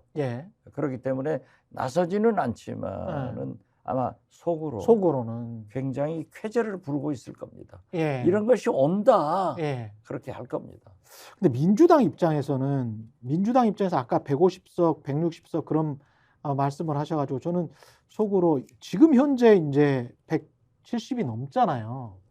그런데 이제 150, 160이면 그리고 이렇게 윤석열 대통령이 무능하고 실정을 많이 했는데 그리고 경제 상황도 굉장히 안 좋은데 이 정도밖에 못 얻는 건 이재명 당대표로서도 그렇게 승리다라고 말하기는 힘든 거 아니에요? 저는 그렇게는 보지 않아요. 지금 현재 민주당이 얻었던 180여석은 코로나, 코돌이들이에요. 그렇기 때문에 이재명 대표는 과반수 151석만 승리를 해도 대승리다. 그렇게 평가할 수 있습니다. 151석만 해도. 네, 그렇죠. 그리고 대통령이 우리가 야당 아니에요. 아니 그러면 한쪽에서는 뭐 용해인 뭐 이런 사람들은 한 200석은 야권이 전체가 해야 된다. 근데 개혁신당이라는 이준석의 개혁신당은 처음에는 뭐 보수와 진보를 넘는 어떤 신당을 만들겠다 이런 이야기를 했지만 최근에는 또 보수신당이다, 보수개혁신당이다 이런 이야기를 하거든요. 그것은 영남신당이기 때문에 이준석 대표의 스펙트럼은 굉장히 넓지만은 실질적으로 득표를 위해서는 정당을 왜 창당합니까? 선거를 하기 위해서 하는 거예요. 선거는 왜 합니까? 이기기 위해서 하는 거예요. 그렇기 때문에 이준석 대표도 본인의 스펙트럼 넘고 그렇게 다 포용하겠다 하지만은 실제로 들어가면은 보수 쪽이다. 보수 쪽이다. 그러면 액면으로 받아들인다면 결과가 지금 말씀하신 그 결과대로 나온다면 잘못하면 150대 150 지금보다 훨씬 더 민주당에 불리한 여건 정책적으로도 그렇고 법안을 통과시키려고 하기에도 그렇고 중요한 김건희 특검이랄지 뭐 언론개혁 문제랄지 검찰개혁 아직 뭐 다 원상복귀가 돼버렸잖아요. 그렇죠. 그럼 뭐 한 3년 동안에 그 상황이 계속 이렇게 답답한 상황으로 계속 갈 수밖에 없는 그런 총선 결과인데 그러면 이게 국민들이 만족할 수 있을까요? 과반수만 넘으면은 151석만 되더라도 용해인 그러한 진보 정당들이 있기 때문에 힘을 합치면은 그래서 이번에 비례대표도 저는 맨 처음부터 진보 대연합 공천을 해야 된다. 그리고 원내교섭단체 등록 요건을 20석에서 10석, 5석으로 내리자. 그래야만이 소수 당이 국회 국정에 참여할 수 있다. 이 두 가지를 해내면은 저는 진보 대연합을 통해서 모든 것을 할 수 있다 이렇게 봐요. 예. 이낙연 신당은 지금 윤석열 도우미 역할을 할 것이다. 결국은 이렇게 말씀을 하셨는데 이건 어떤 의미인가요? 제가 볼 때는 이낙연 전 대표한테 이준석도 출마해라. 예. 또 원칙과 상식, 예. 진보 대연합당 예. 이분들도 광주에서 출마해라. 하지만은 이낙연 전 대표는 출마할 곳이 없어요. 지금 현재 고민해보겠다. 하지만은 지난 주말에도 광주 다녀왔지만은 언론 한 줄도 안 나잖아요. 정치적 입지가 굉장히 좁아졌죠. 굉장히 좁아졌기 때문에 네. 호남에서는 한석도 홈베이스인 호남에서 한석도 못 얻지만은 수도권에서 후보를 내기 때문에 당선은 못 되지만은 민주당 후보를 떨어뜨릴 그런 역할을 하기 때문에 결국 윤석열 도우미가 된다. 저는 그렇게 보고 있습니다. 아까 진보 대연합이라고 말씀하셨는데 이른바 이제 비명계 3인이 나와가지고 국회의원들 3인이 나와서 만약에 당을 따로 만든다면 뭐 이낙연 신당 새로운 미래와 합치지 않고 따로 만든다면 여기는 파괴력이 어느 정도 있습니까? 거의 없습니까? 글쎄요, 저도 네. 그분들하고는 제가 개인적으로 다 가까운 분들인데 예. 그렇게 파괴력 없을 거예요. 그래요. 예. 저는 신당은 예. 어차피 이준석 신당이 파괴력이 있지. 아. 나머지 신당은 그러니까 빅텐트로 다 들어가려고 이준석 대표한테 러브콜 보내고. 이준석 대표는 조금 이제 가려서 이제 그렇죠. 받으려고. 당신들은 아직 저를 만나서도 그 얘기를 하더라고요. 빅텐트 가느냐? 아직 그쪽은 당이 창당이 안 됐지 않습니까? 그렇지. 예. 그리고 이제 창당을 하면서 2월 초에 한다. 예. 이렇게 되면은 선거는 내일 모레인데 창당해놓고 이제 합당하자. 이런 식으로 가면은 그래서 골든타임이 넘겼다 하는 얘기를 했는데 예. 제가 읽은 표정은 별로 음. 득표에 도움이 되지 않는다. 그거나 라고 평가를 하는데 예. 영남에서는 그러지만은 수도권에서는 그래도 1위 챔표라도 필요하다 하니까 여러 가지 계산을 하는 것 같아요. 이게 선거라는 게 이제 정당도 있고 정책도 있고 이슈도 있고 인물도 있지 않습니까? 그렇죠. 어떤 인물들이 영입이 돼야 민주당이든 뭐 국민의힘이든 뭐 개혁신당이든 국민들이 어떤 측면에서 좀 그 소구가 될까요? 어떤 저는 인물이? 이 정권에서 윤석열 정권에서 가장 탄압받은 분들이 언론, 예. 경찰 예. 이런 분들이라고 생각합니다. 아. 그렇기 때문에 저는 언론운동을 하신 분들, 예. 언론계의 좋은 경험을 가지신 분들과 예. 또 경찰 또 같이 들어오면 좋고. 예. 떠오르는 분들이 있네. 예. 예, 특히 지금 현재 AI 시대니까 젊은 과학도들을 잘 영입해야 되는데 이준석 개혁신당이 다 좋은데 딱 천하용인 용자만 바꿔가지고 그 사람들만 출발을 하고 있더라고요. 여기에 유승민 전 대표도 아직 태도를 결정하지 않고 있기 결정하지 때문에 않았어. 예. 저는 거기서 거기구나. 이걸 빨리 탈피해야 될 거예요. 그러니까 과감하게 인사 영입을 맞아. 해야 될 거예요. 이준석 개혁신당도 사실 이준석이라는 정치인이 어느 정도의 포용성과 넓이, 품을 가지고 있는지는 아직 검증을 못 받아봤거든요. 그렇죠. 바로 그거예요. 혼자 사실은 이른바 독고다이 행동은 많이 했고 그 튀는 행동으로서 인기는 얻었는지 모르겠습니다만은 그 다음에 어떤 전체 당을 이끌어갈 수 있는 그 정도의 지도력을 갖췄느냐, 리더십이 있느냐, 그거는 아직 검증이 안 저는 됐거든요. 리더십이 있다고 봐요. 예. 그리고 튀는 행동이 아니라 예. 윤석열 대통령 당선시켜놓고 아. 지방선거 승리해놓고 예. 당하면서도 그 정도 행동을 한 것은 참 젊은 정치 지도자 아니게 평가할 만하다. 내공을 쌓아가면서 예. 인내하면서 해왔다. 그렇게 높이 평가를 해요. 그런데 단 지금 현재 이준석, 천하용인, 김용태 전 최고위원에서 김영남 전 의원으로 바꾸는 것밖에는 새로운 인물이 없어서 잘못하면은 한계점을 노정할 수가 있어요. 그렇기 때문에 저는 이준석 전 대표가 그러한 신진 인사들을 영입하는 데 노력을 해야 되고 새로운 인재 영입이 그렇죠. 중요하네요. 우리 민주당도 과감하게 마찬가지고 인재 영입을 해서 예. 김대중 대통령은 정치적 고비마다 예. 시대 정신에 맞는 사람들을 영입해서 인적 청산을 통해서 당이 젊어지고 개혁됐어요. 근데 그 모습을 민주당도 보여야 되지만은 이준석 개혁신당 대표도 보여야 선거에 도움이 된다. 이렇게 말씀드려요. 어떤 당이든 좀 무주택 서민들을 위한 그런 정책을 제대로 시행할 수 있는 그런 아니 지금 예. 기차 타고 오면서 대통령 전용 열차 타고 오면서 1시간 동안 민생 얘기했다는데 민생 나오는 게 어디 있어요? 민생 얘기하러 간 사람이 불났는데 거기서 2층도 안 하려고 보지는 않고 자기들끼리 악수하고 사진 찍고 홀다 90도 인사 사진만 가지고 올라왔어요. 예. 이건 아니죠. 그렇기 때문에 저는 에스모글로 MIT 교수가 한국에 와서 재작년에 얘기했던 것처럼 한국 경제는 어떻게 살려야 되느냐, 민생은 어떻게 살려야 되느냐 이 질문을 받고 한국은 정치적 갈등을 해소해야 된다. 정치가 잘 돼야 경제가 사는 거예요. 뭐 합의할 수 있는 거는 빨리빨리 좀 합의해서 좀 나아갔으면 좋겠습니다. 아니 그런데 예. 협치를 안 하는 분이 누구예요? 그래서 그렇죠. 저는 예. 한동훈 대표가 한동훈 비대위원장이 여의도 사투리를 너무 빨리 배운 거 있어요. 코스프레 했단 말이에요.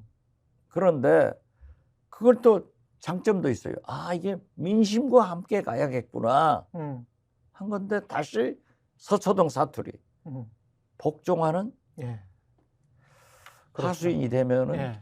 국민이 용서하겠느냐 지지하겠느냐 이거예요. 예, 90도 인사를 한 거는 국민들에게 거의 다 보여버린 것 같아요. 그렇죠. 예, 네. 그걸로서 모든 게 다 보여버린 것 같고 누구에게 복종하고 있는지가 그냥 나타나는 것 같아서. 그러니까 국민에게 복종을 하는 한동훈 비대위원장이야 승리하지. 그렇지. 대통령한테 복종하는 그렇죠. 한동훈 비대위원장은 네. 실패예요. 예. 알겠습니다. 여기까지 지금까지 박지원 전 국가정보원장이었습니다. 고맙습니다. 네, 감사합니다. 예, 내일도 오전 9시 최경영의 정치본색은 더 뜨거운 주제 깊이 있는 토론으로 찾아오겠습니다. 고맙습니다.